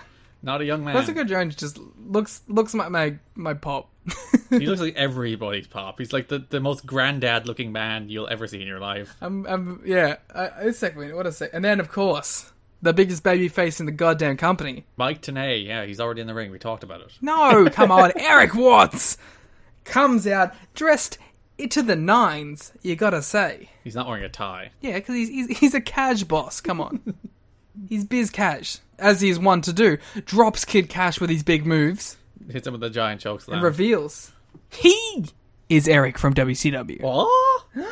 I like the way they don't even mention the Erik from WCW thing either. They're just like, I'm Director of Authority. He's not like, the Erik from WCW person I was talking about for like 2 months is me. He's just like, no, I'm Director of Authority now. Okay, so I have lots of things to say about Erik Watts as Director of Authority, but first I want to say, do you think they thought they were going to get Bischoff? No, as mentioned, I think they were trying to get Bill Watts. Oh, Erik. I have no idea what the Erik thing was meant to play into there, but the person they wanted was Bill Watts, and they couldn't get him, so they're like, just Erik. And they got a better Watts. Erik is in charge now, sure, why not? So, I love this, because they put the most chaotic energy in the world in charge. Yeah. Like, if you look at what Erik Watts has done in his, 4 months in TNA so far, he has been deranged and crazy and stupid and sleeping with the backstage interviewer and trying to attack Jeff Jarrett and then trying to be friends with Jeff Jarrett and then trying to attack Dusty Rhodes and then trying to be friends with Dusty Rhodes and trying to steal the NWA title and then just give the NWA title back. He's completely off kilter. This guy is insane. This guy is a pure chaos, alright? And they put him in charge and they were immediately regretting this decision because all of the things he has done have been completely chaotic nutball bullshit. Making Frankie the special ref. making a ladder match in the most rambly, incoherent promo I have heard in a long time. This man is off the wall. He is pure chaos, and I love it. I am so happy he's in this position of power. And then you get the two sides of it, Liam. You get Don Callis, management consultant, who is smooth, suave, well-spoken, well-dressed. And then you get Erik Watts, who is unhinged at all times. Making steel cage matches when trying to get rid of hardcore. Yeah. Oh, I forgot my favourite line from this promo, where Cash was talking to Harley Race. And he was like, you may have won the NWA Championship 8 times, but that means you've lost it 9 times. My favourite line from this was actually him talking to Ricky, and he's like, yeah, you needed a tag team partner to help win all your things. And it's like, as he's hiding behind Abyss. So he can't do maths, and he is hiding behind his gigantic monster. Yeah, what a character now. This is truly an evolution. And then, as mentioned, last show of the month, Erik Watts comes out and he makes the most strange madman steel cage match you've ever heard in your life. He's like, you'll be banned from ringside, and Vince Russo, you'll be handcuffed to me, and also there'll be a cage. So yeah, this is great because he's like, you bans everyone from ringside. Now you're just like, what? This is bullshit. And then he goes, but Vince Russo is allowed. And they're just like, oh, well, finally, you've done something right. And then he goes, but he'll be handcuffed to me. And then they're just like, oh, goddamn it. Don't know why my AJ Styles is Jim Cornette. And then the whole time he's cutting this promo, he's just going, and one more thing, and one more thing, and one more thing. He's the best. And then Kid Cash faces Ricky Morton to round out that story for the month. Yeah, Ricky cuts a good wahoo, yahoo, hee, babyface promo before he goes out there. They have their match. It's a fun little match. I think Ricky does a good job in this. He does a suicide dive. Very cool. But Abyss comes in, hits him with the shock treatment. Looks fucking great. Underrated all-time move, the shock treatment. I love it. I love the shock treatment. And I get why nobody does it, because dropping on your ass a lot is a bad idea. But it's also like, as Abyss's like big move, it makes a lot of sense, you know? Ricky Morton nearly died trying to do a Frankensteiner in this match. That's why I love this match. Because Ricky's crazy. He is a madman, and like there's the fun sub story of like Ricky Morton's the person who trained Kid Cash, so it's like which they acknowledge. Yeah, the whole I taught you everything you know, but not everything I know story they tried to do here, but Cash ended up winning through, as you mentioned, interference from Abyss. Another great storyline, actually. So yeah, that is the end of your Kid Cash, Erik Watts stuff in general. I think they're moving separate directions now, as Erik Watts is running the television show. Like, it doesn't get better, does it? This is like if in the height of like his manic stage, they were like, hey, Brian Lawler, you're in charge. Yeah. Let's move on to tag teams, in which America's Most Wanted started the month facing David Young and Sonny Siaki. The only David Young match of this month, actually. David Young kind of disappears for a while again. Oh, yeah. I kind of didn't even notice that he disappeared. Story of David Young's life. Is he, like, gone? No, he's not. He comes back. He does plenty of stuff. He does stuff for another, like, 3 years. Good. I couldn't handle another farewell. So we don't have to say goodbye to David Young quite yet. This is just the match where it's just like, AMW is really good, and the point of the match is that AMW is really good. Yeah, they're a good tag team. So then, July 9th, we go to basically the tag team feud for the month, where the show opens with AMW facing Diamond and Swinger. And what I thought is fire. This match absolutely rocked. This match just kicked ass. Red hot crowd. AMW at their best. Diamond and Swinger, real underrated tag team. They just kicked ass. Yeah, this is awesome. Every time I see Swinger, I'm like, I can't believe that this is the guy who becomes what he becomes. Because he's so stoic and serious. And now he couldn't be further from that in 2022 Impact. And it's just like, imagine if like it was like if Swinger just had that charisma here, you know? Sometimes it just clicks for different people at different times, you know? And never in the same way. It's like never they put it all together at the same time. It's like you have the wrestling here, but the charisma later, and you don't have the wrestling when you have the charisma. It's cruel, the world. Or if you do get both, you get it for like 3 years because then you like burn out. Very notable, Glenn Gilberti is now managing Diamond and Swinger. He's on commentary for this match. I think he's really good in this role. He's making jokes, and I can't remember the exact joke. It's a joke about a gynecologist. I should have written down the actual joke. I just wrote down the word gynecologist. But all right, Don West laughs at the joke, and Mike Tenay gets really mad at him. Yeah. It's like, don't laugh at that. Oh, it was something to do with Jeff Jarrett can't wrestle tonight because his doctor was against it. Yeah, and he was visiting his gynecologist. Yeah, that was the joke. And Don gave it a little chuckle, and Mike is like, don't you sell that. I know, because I also chuckled at that, and I felt like Mike was yelling at me. Oh, it was very good. He was aghast that someone would laugh at this joke. Don gets himself in trouble with those bits sometimes, where he sells the heels doing the thing. I kind of like it, though. He's just so wholesome. He's like, he's the first guy to be like, sometimes the heels have a point. But without being, like, annoying about it. He just laughs at the dude's joke. Sometimes bad people make good Except jokes. for the times where he's like, she kind of deserves it when the guys beat up the girls. Or when he gets mad at Don Callis because he wants to see the cat fights because he might see skin. Oh, like, my favorite part of this entire month is the last cat fight. It might not be the last, but there's 16 cat fights this month. And they're all the same. But during one of them, it's like, it's not a cat fight, it's just an intense beatdown. And Don is so disappointed. Yeah, he's like, I thought this was going to be fun. This is like cruel. It's like, this is actually making me feel bad, not horny. What? He's like, I'm confused. Oh, Don is great. God, I love Don. How can you not love this team?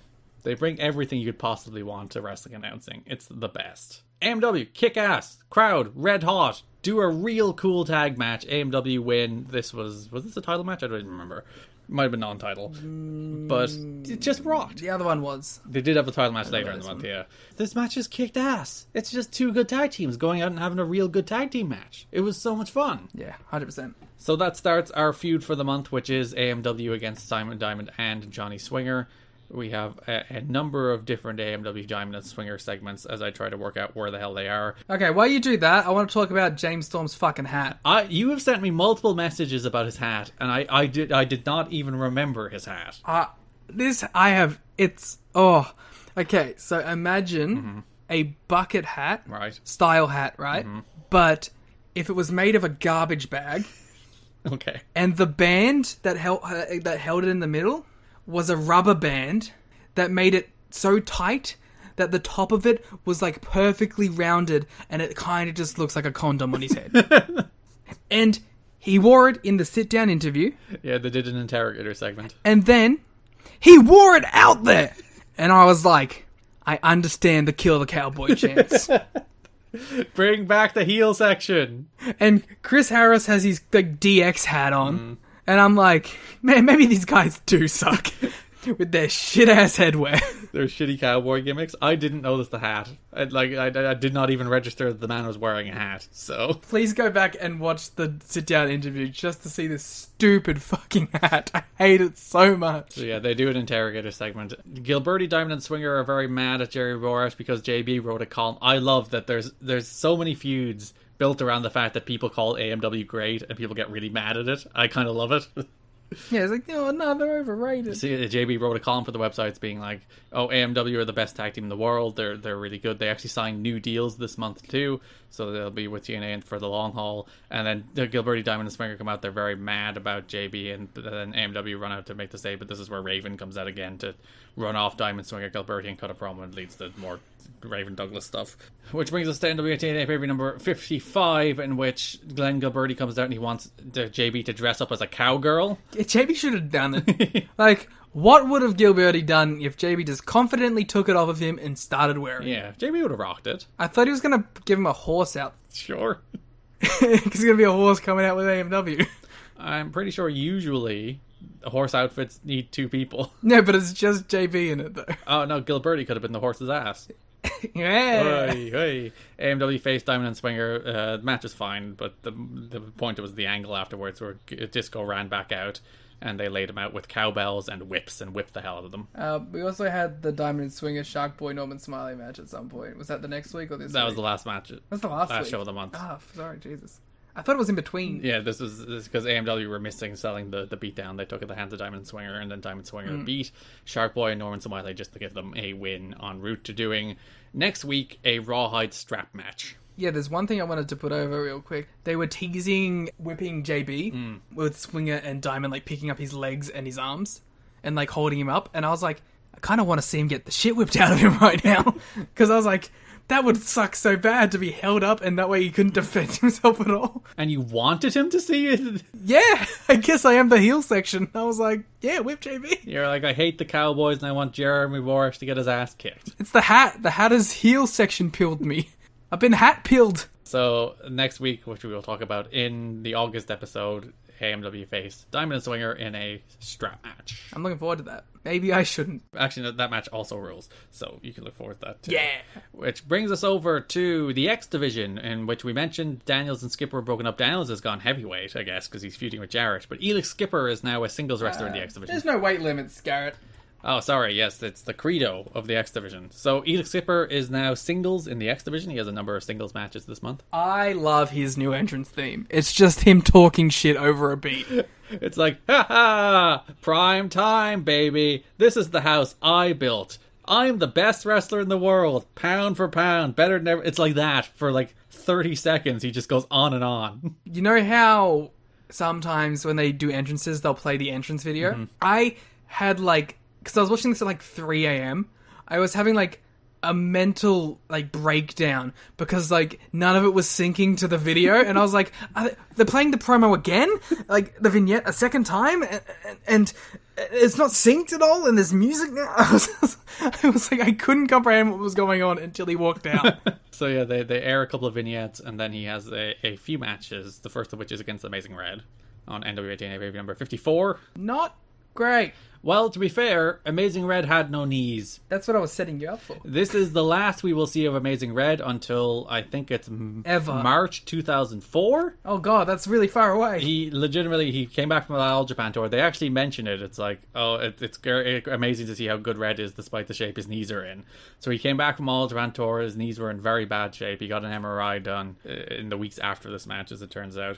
But yeah, this is the last we'll see of Red until March 2004, because his knees were absolutely banjaxed. Banjaxed? Do you not know the word banjaxed? Is that an Irish word? I've never heard banjaxed. Basically broken. Ah, so we would say rooted. Ah, there you go. Cultural exchange. There you get some slang from two sides of the world. How fun. So yeah, poor Red. Broken, battered, bruised. Wait, I want to know where banjaxed comes from. There was a part of me, fair enough, Red is injured and never seen again, but there was part of me that saw Red while you looked this up. I don't get an explanation. I don't know the etymology of banjaxed, I'm sorry.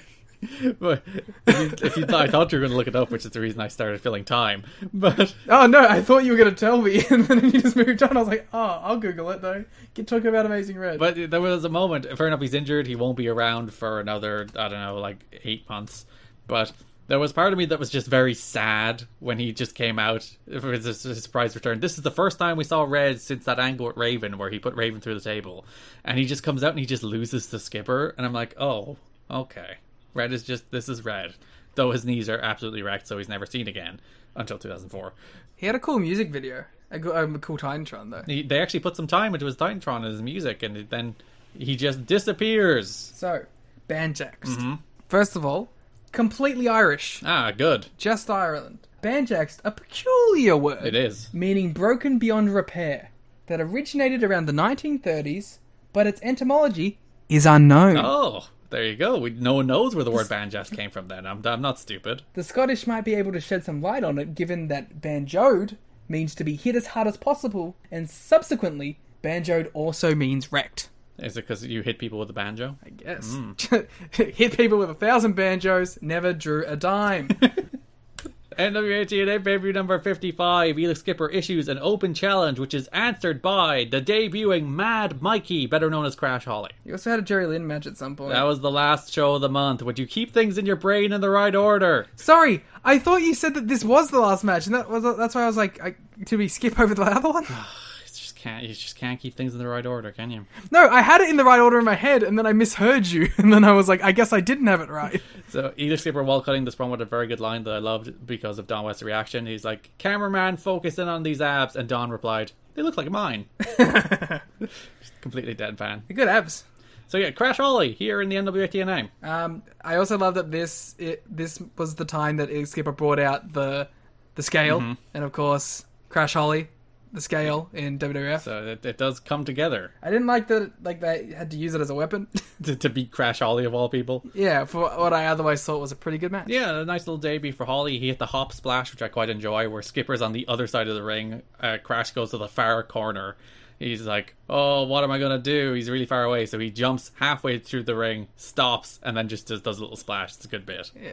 Him and Kota Ibushi. Two legends. I also especially enjoyed on commentary Mike Tenay was running down all of Crash Holly's accomplishments. Yeah, I like that Don West calls him like one of the most decorated wrestlers in WWF history. Yeah, because Mike is like, he beat The Rock and Mick Foley for the tag titles. He's a European champion. He's like a 70-time hardcore champion. And Don is like, oh, you know, he really is one of the most decorated stars in the history of the WWE. It's like, you know what? In sheer number of titles won, that's not untrue. Watching this match made me think of what a great bit it would be for someone who was like coming in from another company or something and was like a 13-time IC champ or whatever, and just to have 13 different intercontinental titles on them as they came out. Crash should have had like 20 hardcore titles. Yeah. That's what I thought of it. I was like, Crash comes out with 20 hardcore championships around him. So yeah, Skipper defeats Mad Mikey, hits him with the scales. As you mentioned, nice little match. Crash, good wrestler. Yeah. And we'll pivot to Crash first, because he has a vignette on the last show of the month as well. This was great. Where he's like making this art house film about how he's angry. Someone replied to the post of it saying it was Always Sunny in Philadelphia-esque, and I'm like, wow, it really does look like an early season bit from Always Sunny. Yeah, so like the whole thing is just like he's in his in with his roommates and eating cereal, and he just gets mad at them. His roommates sell that so well. That's what they did. When that guy took the fucking the bump on the table, that was really good. I went back and watched it like 3 times. My man took that perfectly. I don't know who that was, but I know that was shot in the TNA offices. You can recognize the glass behind them. I could tell. Yeah. Yeah, I just thought that was really great. I also love the idea that as roommates, they all take a bite of the cereal each and then pass it down. And him jumping into the fast food restaurant's window got an audible laugh from the crowd that went through. Yeah, Crash, funny guy. And then opening that last show of the month also, Jerry Lynn defeated Edith Skipper in like 3 seconds, immediately pinned him. Oh, you sure that wasn't earlier in the in the month? And then Skipper demanded a rematch in which Lynn beat him again. They had a real match. It was about 5 minutes. It was fine. I liked it. I thought it was really good, actually. I'm quite annoyed that they like paid off the scale thing already. Like already Jerry Lynn hit him with the scale as like turnabout as fair play to beat him. Yeah. I don't know. I also think that the scale is fucking stupid. So maybe paying it off and getting rid of it is fine. To explain, he has the scale because he is pound for pound the best wrestler in the world. That's the gimmick. What does that mean? He is the best at this weight, or in comparison to other people who are bigger and better than him, he is equal because he is smaller but better? Yes. So people who are bigger than him may beat him, but for his weight, he has more skill than anybody per pound of weight that he has. That's stupid. It's a thing that doesn't really make much sense in wrestling where there is not defined weight classes. Especially in TNA where there is not defined weight classes. It's a whole selling point. Yeah, it's like a boxing thing. So you have this guy who's like, he'd lose to a heavyweight, but like technically in skill wise, he's way, way better than any other. So you used to hear it a lot with like Floyd Mayweather. Yeah. And then to pivot to the other X Division story of the month, which is Sabin and Kazarian. This was a fun one. And speaking of like that Always Sunny style stuff, I think, I said this to you, Chris Sabin has like big mid to late 2000s sitcom energy. Like this dude would have fit perfectly on any of those kind of shows. You pluck Chris Sabin in The Office, it would have worked. Yeah, exactly. He has that like, I don't know what kind of energy it is about it, but he really is that, he's the epitome of that kind of generational humor. You know what I mean? And you see it more, especially when the Guns come together. You see a lot more. Yeah, that's the thing. I always knew it was around when the Guns happened because I had seen it, right? I was kind of blown away to see that already he has it. Like even in the segment where he's being interviewed by Scott, and he's like, "What's the line that he kept repeating?" I don't know. I did quite like that segment because I thought it was a tremendous bit. That last show of last month, Kaz beat Sabin, so it's like, oh, he's going to get a title match. But then Kaz lost to Styles in the world title match on the first show of this month. And then Sabin's like, he's on a losing streak. He can't get a title shot. Yeah. He was beaten by the world champion. And he's just like, no, this guy's, he's on a losing streak. I can't defend the belt against somebody on a losing streak. Yeah. I really wish I could remember the line because it's really funny. This is the reason you Like, should take notes. Maybe I should. But like he says something along the lines of like, earn it or something, and he keeps walking away and just keeps going, earn it, earn it, earn it, Scott, earn it. Earn it, as Scott's trying to throw to the next segment. And I was like, he already has that kind of like weirdo dorky charisma, and I love it. I didn't expect to see it so early. I expected him to just be kind of wrestle guy, because whenever I'd seen him previously, it was just kind of wrestle guy. So after Sabin has declined giving Kaz a shot because he lost the Styles, Kaz earns the shot by defeating Kid Romeo, Matt Sydal, Alter Boy Luke Delirious, and Matt Striker in a 6-man match. I was ecstatic to hear the name Alter Boy Luke again. It has been so long since I've heard that, like maybe 10 years since I've heard the name Alter Boy Luke. Especially because like Luke Hawx is still wrestling in the NWA with his son. Like he's teaming with his son now in the NWA. It looks so different. So you see him here walking out with the blonde hair and wearing like the shawl. Does that have a name? You went to Catholic school. I didn't go to Catholic school. You went to like an equivalent of Catholic school. I went to a knockoff, yeah. Yeah, I don't know. We didn't do that shit. It has a name. Shoal, yeah. You watched Midnight Mass. I'm like, you tell me as if I'm not like a communed, confirmed, and baptized Catholic myself. It's like, hey, I'm baptized too. I did it for the free stuff.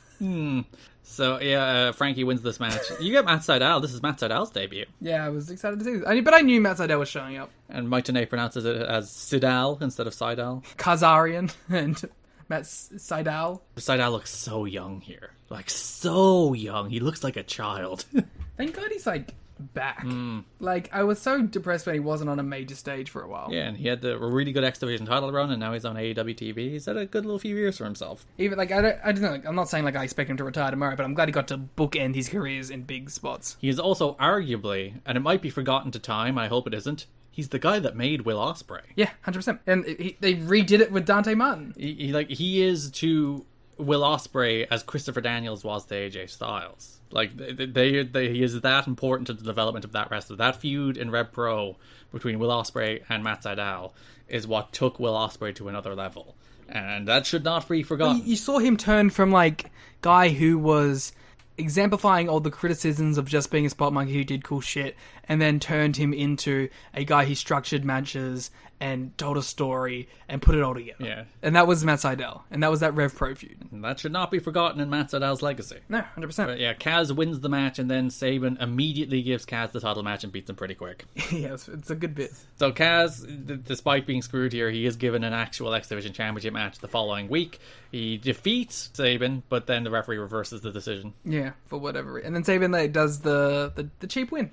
Yeah, because there's the ref bump, and he hits him with a belt, and then the Rudy Charles comes out and asserts his authority, and it's like, no, that can't happen. Which is like, why does it apply now? That's always my problem with all of these things. It's like, you do this once where you reverse the decision. It's like, shouldn't that happen every time? And it never works that way because, well, that's just wrestling, isn't it? Because sometimes you need it to go the other way. And to be fair, Don West on commentary is absolutely aghast at the idea that they would reverse the decision. Especially in this company, with so many fuck finishes. Yeah, and he's like, even though Chris Sabin introduced the belt and Kaz used it, Kaz is disqualified for using the belt? That's absolutely disgusting. He's not wrong. Kaz and Sabin, do they just not have chemistry together? Do they get there, don't they? I can't think of a good Frankie Kazarian against Chris Sabin match. They should wrestle now. Like, there's some notable matches that I won't mention coming up in August. Spoilers. But you might be able to work out what it is. But no. I can't think of anyone who debuted that would maybe influence this. Yeah, not at all. It's just weird. Every time they wrestle, it's just kind of flat, isn't it? Yeah, I don't know, man. But I'm also not the highest Frankie guy in the world. So, like, I always think that I always feel like I'm the low man on Frankie. I'm never a dude who's like excited to see Frankie. Like, Frankie for me, like, peaked with bad influence. Do I have to put the theme in twice? Yes. Oh my gosh! Last show of the month, we get Sabin defending the title against the debuting Michael Shane with special referee Frankie Kazarian. Garrett, this was my match of the month. This bit kind of rocked, didn't it? Yeah, I thought this was really good. I loved all of it. I loved this. I love the pace that they pushed here. I love that Frankie, the only thing I didn't like about it was the finish. But I like for the most part, Frankie just was a ref. Like, I honestly forgot that he was reffing for a bit. Legitimately, so did I. I was watching the match and I was into it. It's like, oh, Sabin and Shane just kind of tearing it up. Really good introduction for Shane. I'm like, oh yeah, this referee is Frankie Kazarian. Yeah, I thought Shane killed it here. Killed it in this position.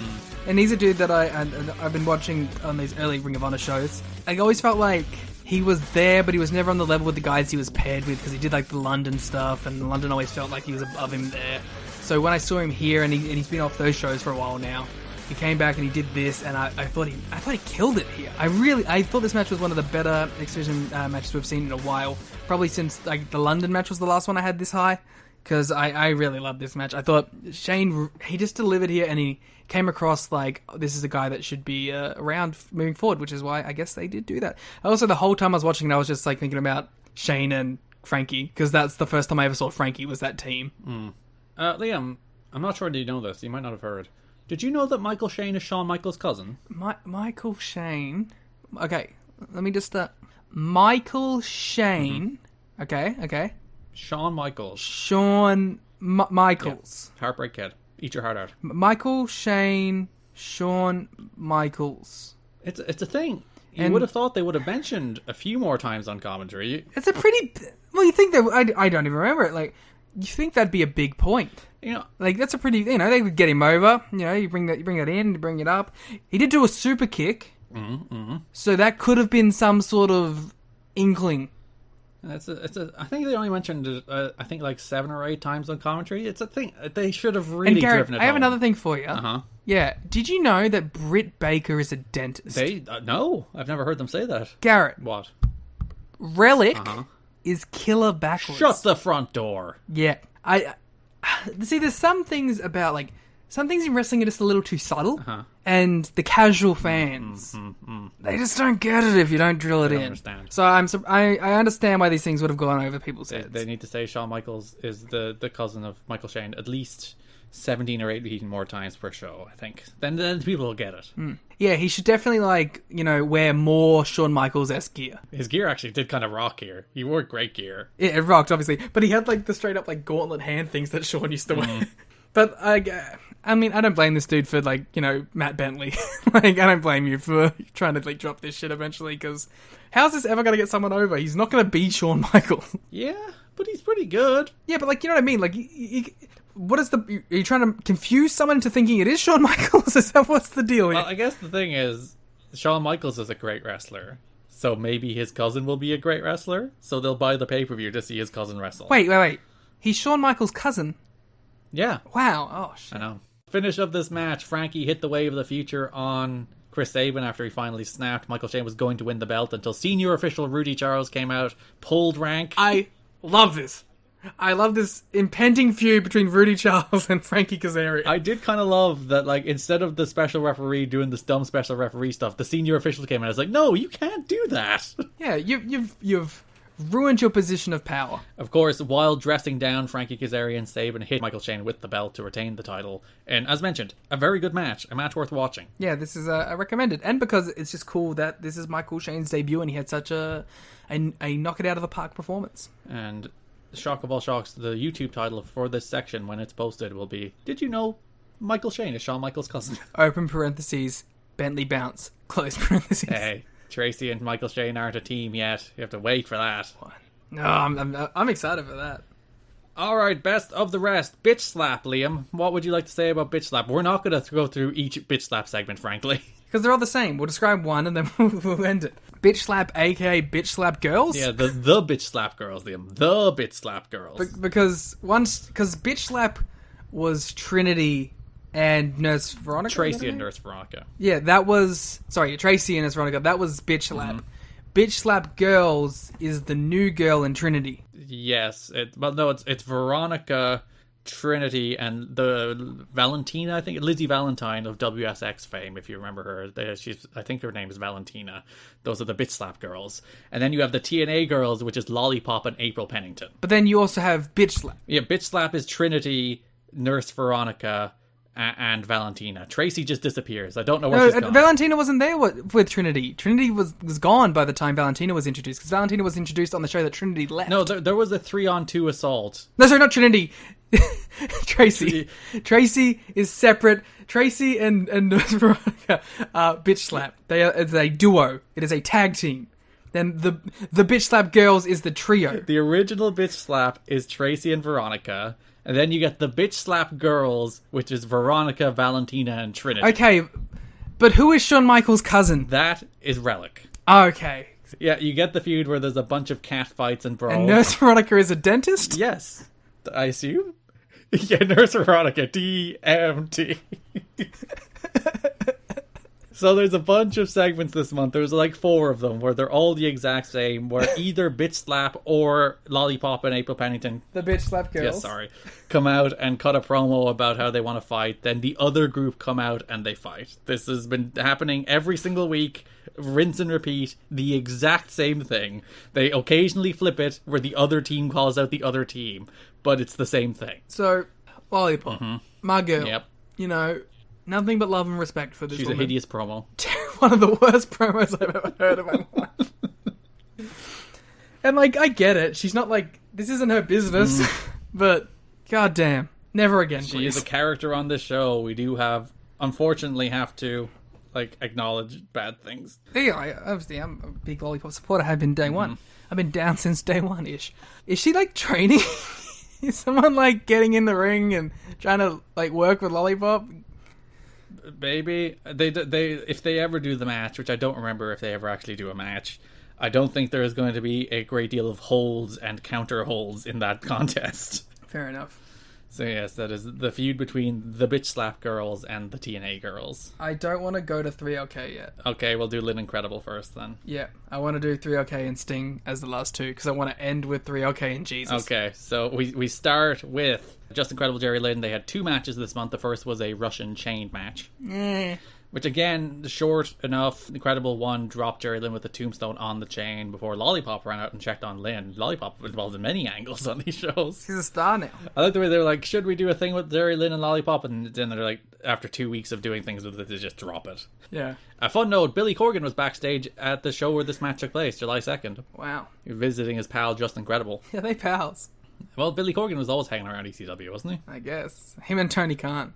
The formations of the NWA AEW working agreement. So July 9th, we mentioned that Credible ran in to cost Lynn his match against Cash, which set up a last man standing, or Texas, well, it was wrestled under Texas Deathmatch rules, even though it was called a last man standing match on NWA TNA pay-per-view number 54, which is the best match they've had by far. It sure was. You gave it 3 stars. I gave it 2 3/4. You gave it 3 at one stage, I checked. Yeah, I gave it 3 when I thought the fall was a fall, and I thought the match was over. No, it's a Texas Deathmatch, because TNA, like, have always varied on this, because they I was half paying attention, and when it went 1, 2, 3, I was like, oh, you know what, that was pretty good. I guess Garrett was right. That was a pretty good feud ender, and I chucked in my 3, and I was ready to move on, and I was like, oh, the match is still going. Yes. We literally just had a Texas Deathmatch last weekend on an Impact pay-per-view, Liam. You know why I was confused? Why? Because it was called a last man standing match, and then there was a pinfall. Yeah. So I was like, I guess it was a pinfall match. Because TNA is always varied on this. They're like, there's multiple last man standing matches that are wrestled under these rules. Then they go to calling it a Texas Death, because this is Texas Deathmatch rules, is the 3 count and then the 10 count. Which I think actually kind of solves problems with last man standing matches. It gets rid of meaningless counts, but still, I think it's way better. it's a much better stipulation. It fixes an inherent problem with last man standing matches if it's worked well. And there is some Texas death matches that they wrestle under last man standing rules as well. It's very inconsistent in TNA history. So I don't want to go past this because I do want to give Just Incredible his flowers here. I have been mean to young Justin. Yeah. I have not been impressed with much of his stuff before this, but I thought he fucking worked his ass off here. I thought he was really good in this. Yeah, because they're freaking just hitting each other with tombstones onto things. I did think the finish was a little flat. There was like a period where he did a tombstone on a board that should have just been the finish, and they got up and they did like a tease where they were both going to be counted out, but then got up, and that was kind of lame. And they did like a double pinfall. It didn't really make much sense. They should have just finished on the tombstone, or the cradle tombstone onto the board should have been the finish. But other than that, I thought they beat the hell out of each other. They worked a very hard pace, and it was a good match. I agree. Well done. This is the last we'll see of Just Incredible, I think, for quite a while. You know, he shows up in 2006. But maybe he does some more stuff. I'm not sure if he does more stuff here. I'm pretty sure this is the last we see of him. I haven't checked. Further chances to impress me incoming. But I legitimately, though, I do want to put over Gretel. I thought it was good here after me being pretty down on him. So, yeah, good stuff. Would you like to do Sting or 3LK? I want to end with 3LK. So let's do Sting in the most boring interview you've ever seen in your life. He did they do the name association in this month? Yeah, they were all this month. So there was 4 Sting segments broken up over 4 different shows. The Michae interview was broken up into 4 parts. Because I liked some of them. NWA TNA pay-per-view number 54, July 2nd, Sting interview with Michae. He talked about breaking in. He talked about like how Jerry Jarrett gave him his first opportunity in the business. He talked about how like he wanted to give back to the person who gave him his break in wrestling. Which, that's a, nice little interview. Nothing special, nothing groundbreaking. But it's nice to be like, I sent all these press kits out to hundreds and hundreds of promoters, and Jerry Jarrett was the only person who got in touch when I was finally trying to break into the business with Jim Hellwig, the Ultimate Warrior. And it was cool to be like, and now I'm paying back that favor. Which is pretty cool. I thought the first one was the best of them. The rest were like, he said nothing.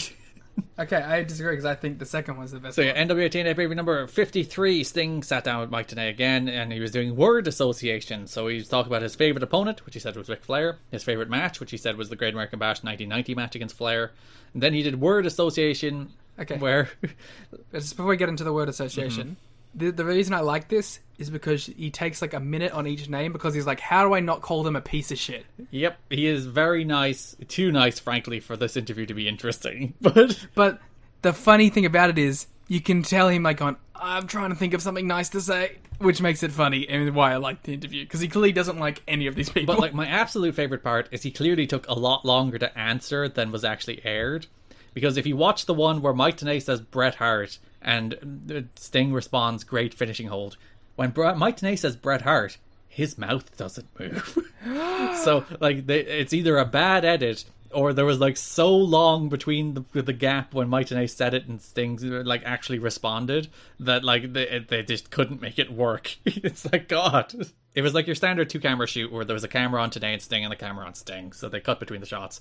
But they had the camera on Tenay and Sting when you heard the words, Bret Hart, and watch very closely, Michae's mouth doesn't move. In fact, Michae barely moves at all. I had to check to make sure it wasn't a still image or he wasn't edited in. It'd be funnier if it wasn't even Bret Hart that they said. It was just like, he was like, Jushin Liger. Yeah, Petey Williams. It's like, oh, great finishing hold.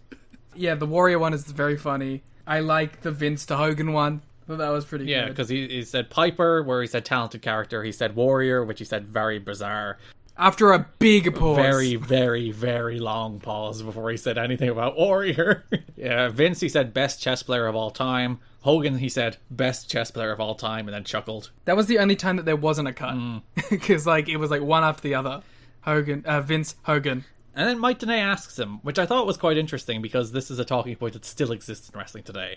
But he was asking him about like the effect the internet has had on wrestling. And Sting responded, "It's good and bad, it really is.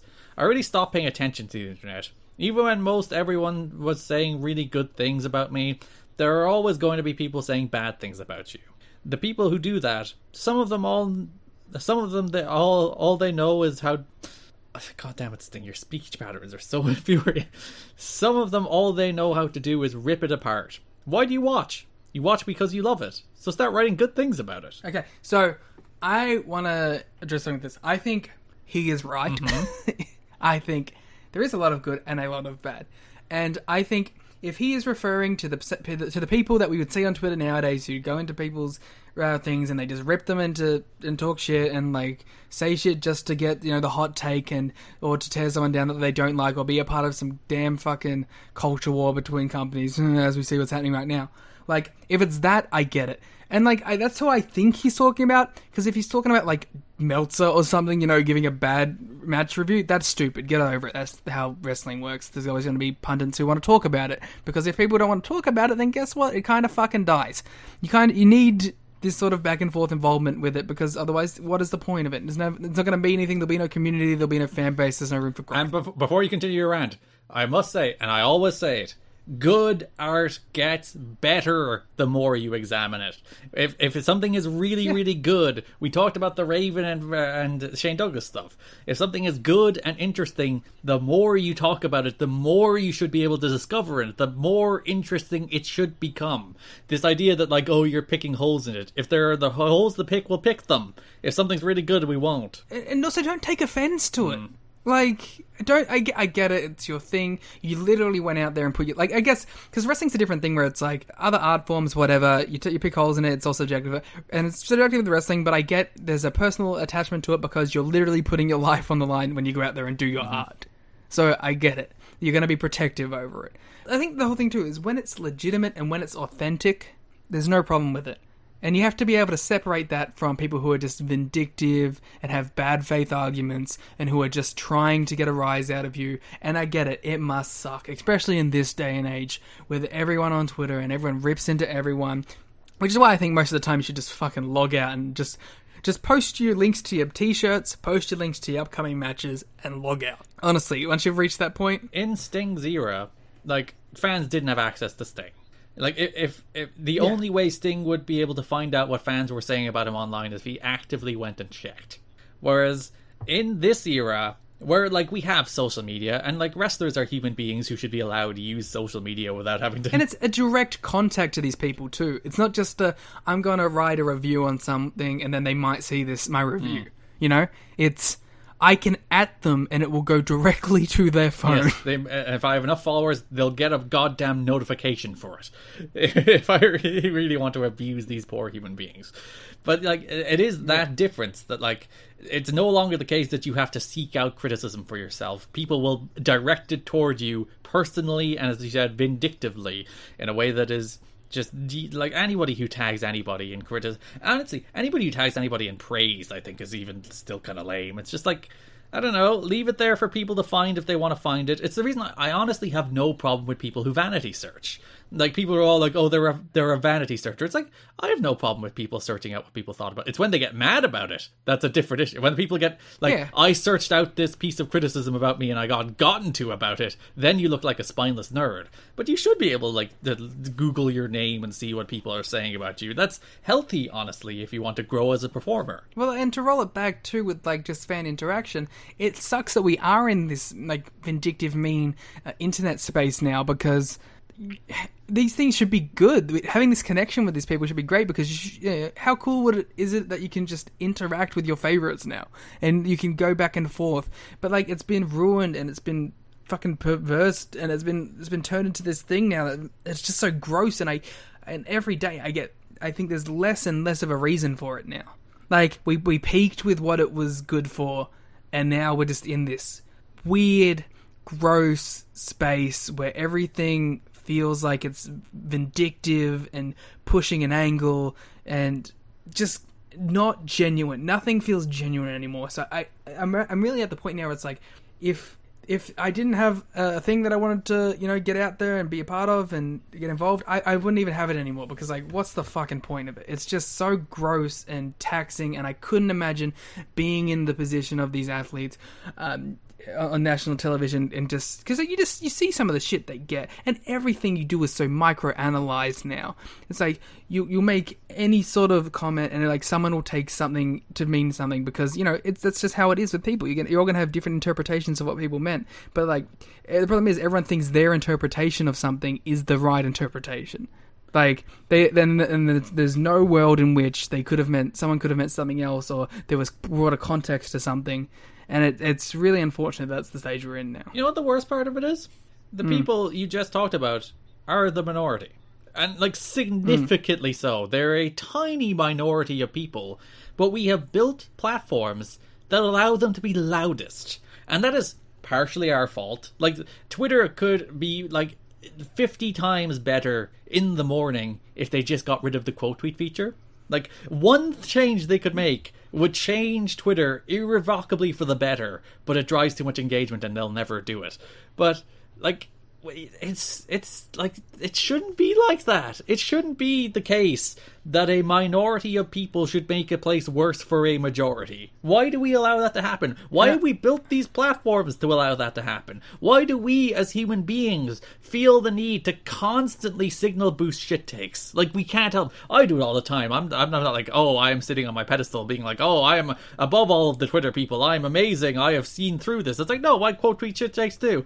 And, like, at least, like, twice a week, I'll go to do it and, like, no, this person has, like, 40 followers. What am I doing? doing? Why am I giving them, like, I have a considerably larger platform than them, not that I'm like a big shot Twitter man, but like This guy. Whoa. like, why am I giving oxygen to idiots? And we all do it, and we do it constantly, and we give considerably more oxygen to stupid people than we give to everybody else. We as human beings have just allowed these platforms to run amok with negativity and nonsense, even though it is the vast minority of people. Like, it's just a very, very loud, very, very annoying minority of people. And, like, I don't want to, like, make this come across like I don't think there's a space for legitimate criticism of people online, because I think there is. People should be held to a certain standard.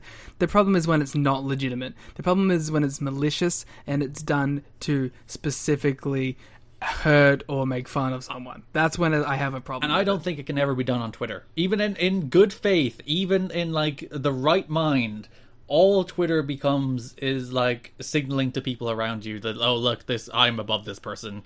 Even if you mean it in a good way, it's like, oh no, I'm signaling to the world. Like, write a frickin' news article about why this person did something wrong and add, like, detailed context. There's no way, like, 100%. a quote tweet where you're like, in this 240 characters, I'm going to tell you why you're bad so other people can slap like. And the thing is, too, is like, I don't know. This is two people who have either studied communication or have worked in PR. Or Wrestling Twitter is literally my job. But it's like, I feel with everything you say has to have a level of snark to it too. Like, for it to bang, for it to go off, you know, it has to be a little snarky. No, like, genuine praise of something never gets big, you know.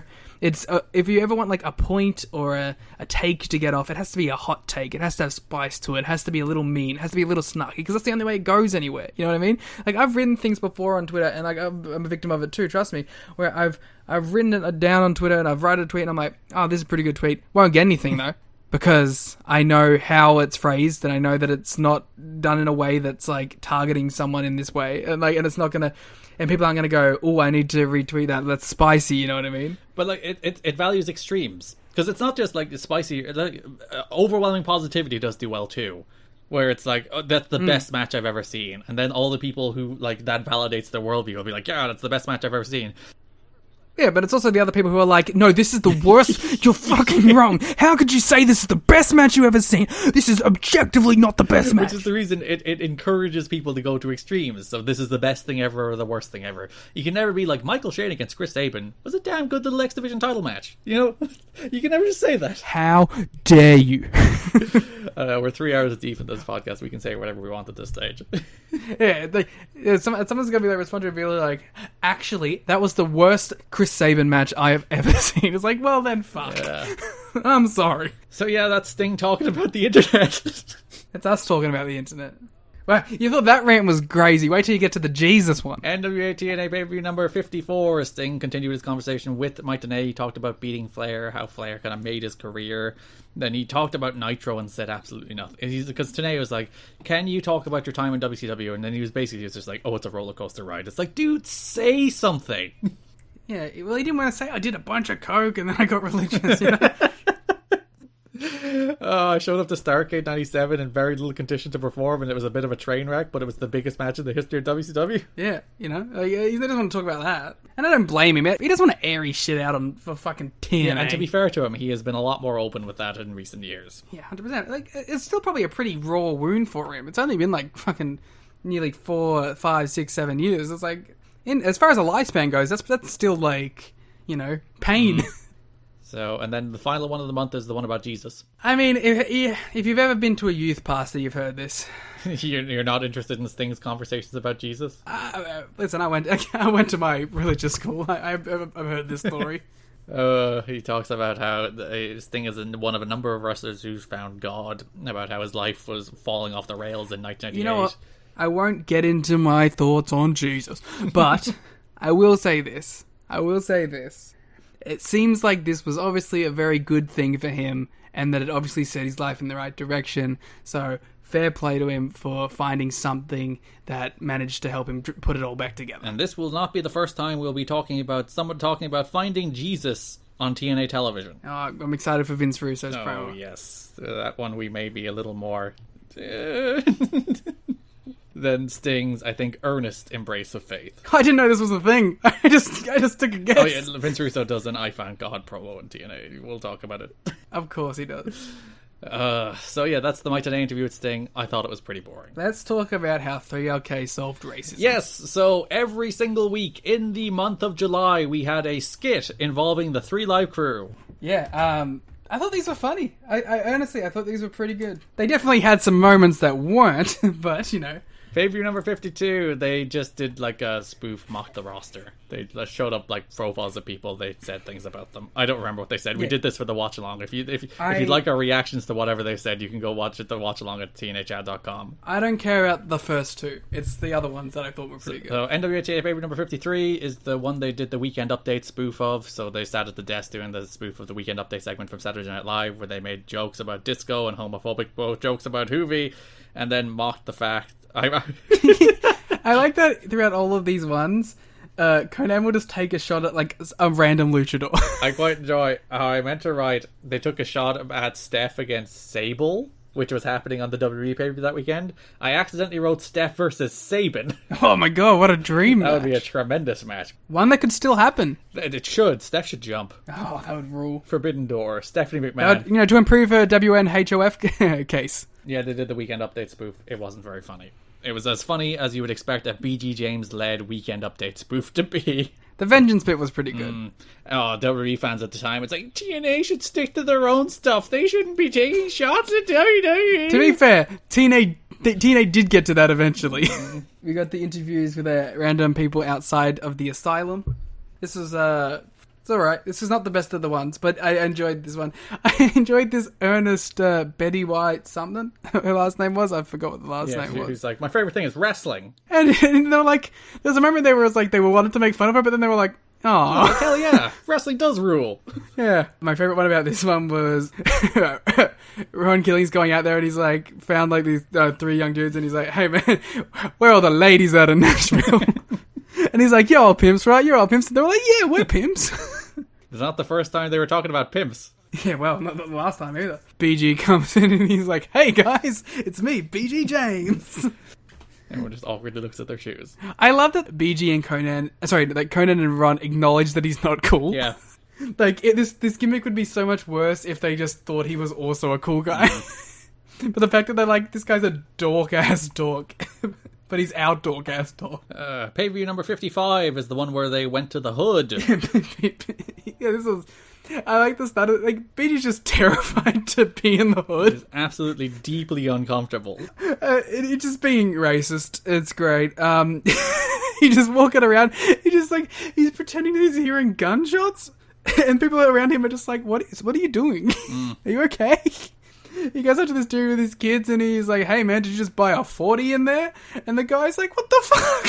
And then the guy hits him with the suck it.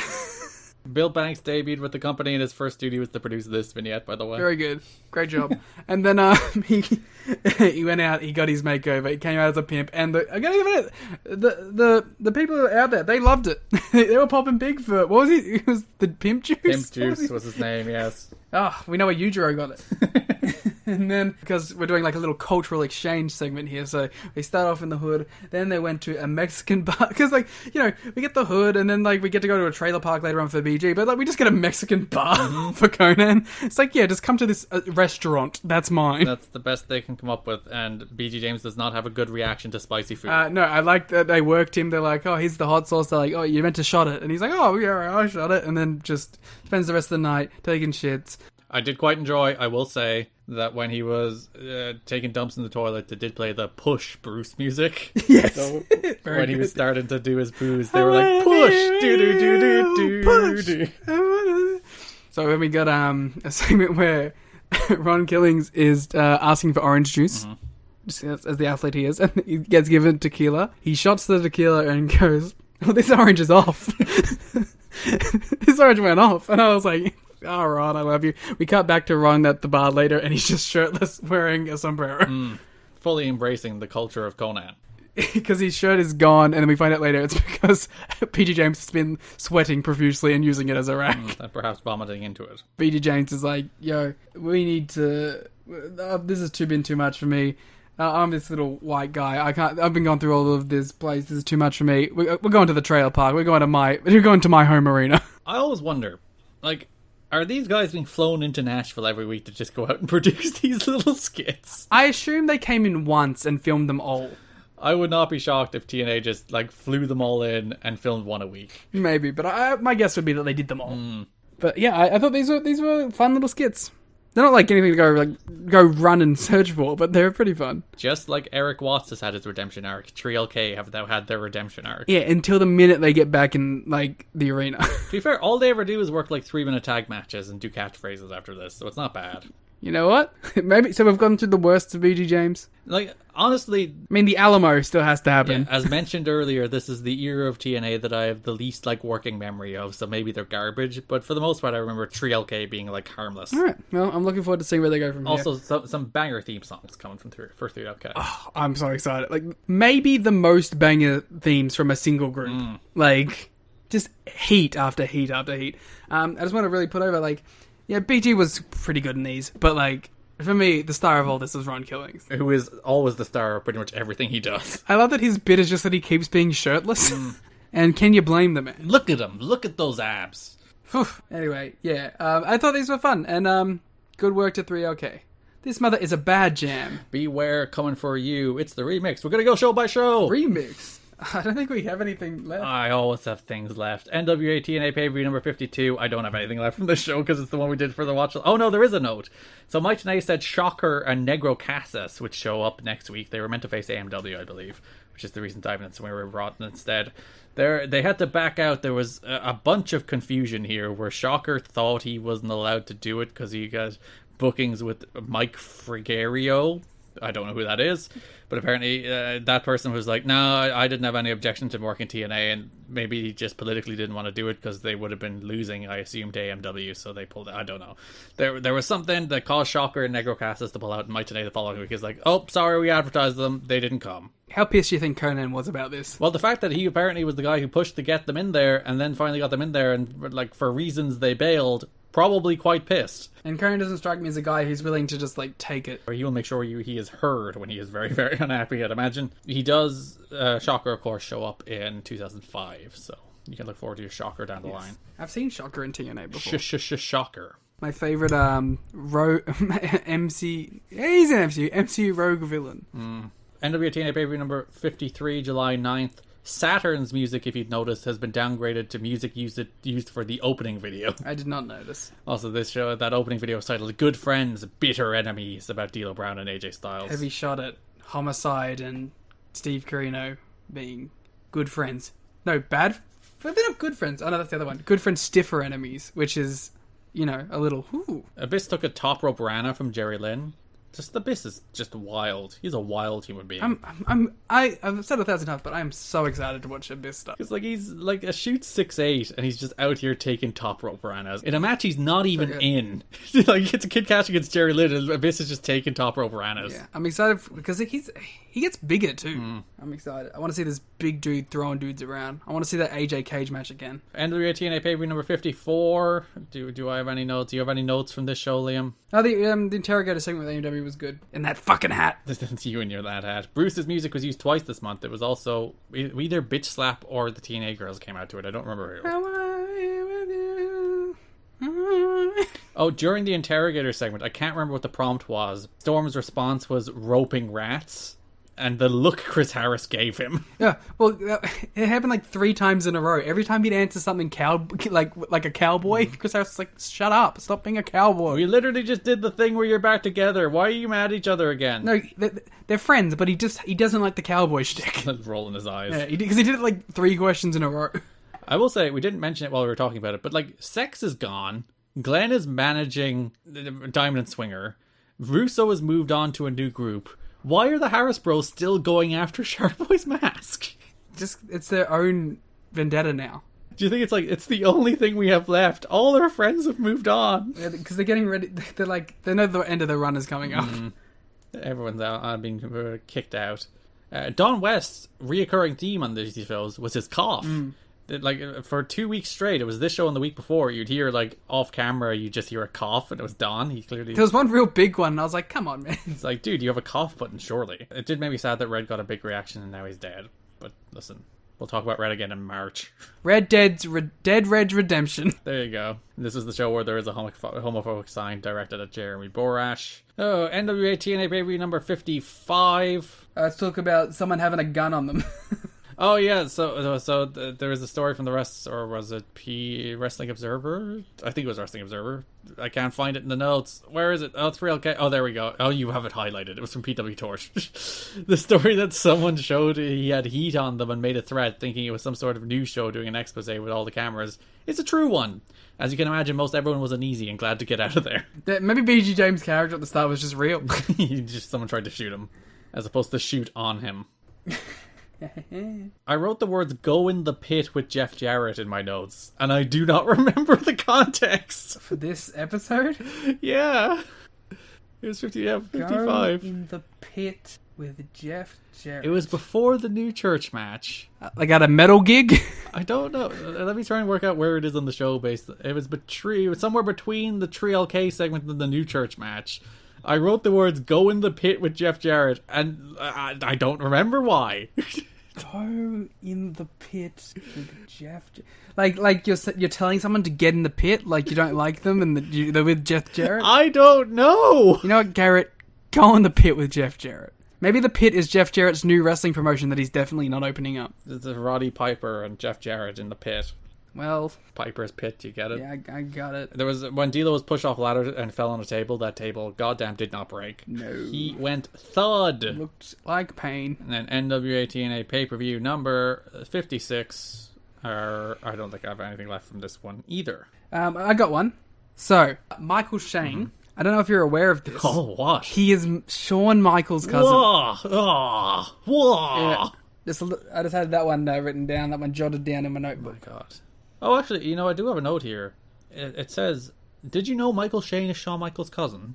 What? Well, Garrett, Shawn Michaels and Michael Shane are really cousins. What? Originally, Shane was promoted as a nephew because of the age difference between them, but he is actually a cousin, as said by TNA on the pay-per-view. I must have missed when they mentioned that on the pay-per-view. I think this is PW Torch, so I think they're saying that before TNA, they he promoted as a nephew because of the big age difference, but in TNA, as mentioned, he is his cousin. No, I'm saying I never noticed on the pay-per-view that they mentioned they were even related. Oh, yeah, of course, that there was no connection between Michael Shane and Shawn Michaels whatsoever. I mean, that's what I thought until I bloody just read it just then. Okay, that is NWA TNA for the month of July 2003. This episode has been every episode I'm like, oh, this is a pretty uneventful month in TNA. I think this is going to be... No. It was 5 shows, Garrett. But still, I'm like, what are we going to say about frickin' Legend and Jarrett? They just beat each other up. You have to always assume that the rundown at the start is going to be at least an hour. That first hour is the backstage stuff. It's usually like 30 minutes, but yeah, it was about an hour before editing, before we got to it, the end of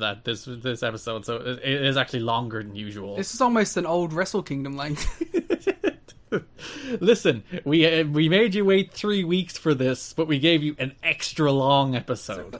I think it's fine that we do the long episodes because we have the 2 weeks in between, so you don't have to listen to it all at once. You have plenty of time to digest our takes and get to the whole thing, including our rant about social media at the end. We just did a sting rant. So, if you would like to look at the show notes, or our star ratings, or the watch-along of NWA TNA pay-per-view number 52, those are all available for you right now on Patreon at patreon.com/kiddingme or tnachad.com.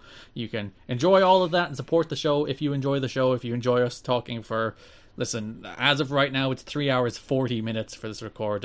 You'll now know how much I cut out in editing. But if you enjoy the show, you want to support the show, if you've listened this goddamn long to us, thank you. But follow us on Twitter at TNA History Pod. Follow me on Twitter at Garrett Kidney. Follow Liam on Twitter at the Gleet Muda. We'll be back next weekend with the Patreon special. Go subscribe to the YouTube. Oh yeah, go. If you've listened to all these episodes, it's already content you've already heard. But if you'd like to go listen to highlights you liked in the past, pretty much every segment we've ever done will be on YouTube by the end of the show. Who knows? Maybe other stuff will eventually be on there. I'm not promising it. I'm just saying. Well, we will promise next weekend the latest episode of Ringcat Kings will be on Patreon. We're talking about doing some other Patreon content, maybe surrounding 10-year anniversaries of notable New Japan stuff. We'll get into that more. I want to cover the Jeff Jarrett promotion that definitely is not happening. Progress. Oh yeah, let's go. Oh yeah, Garrett has said it. He will cover every Progress episode on the Patreon. If Jeff Jarrett is directly involved. If Jeff Jarrett is on every show. Yes. So yeah, Ringcat Kings next weekend. Week after that will be the August 2003 episode of You've Got to Be Kidding Me. Thanks for listening, and bye-bye. This mother is a bad jam.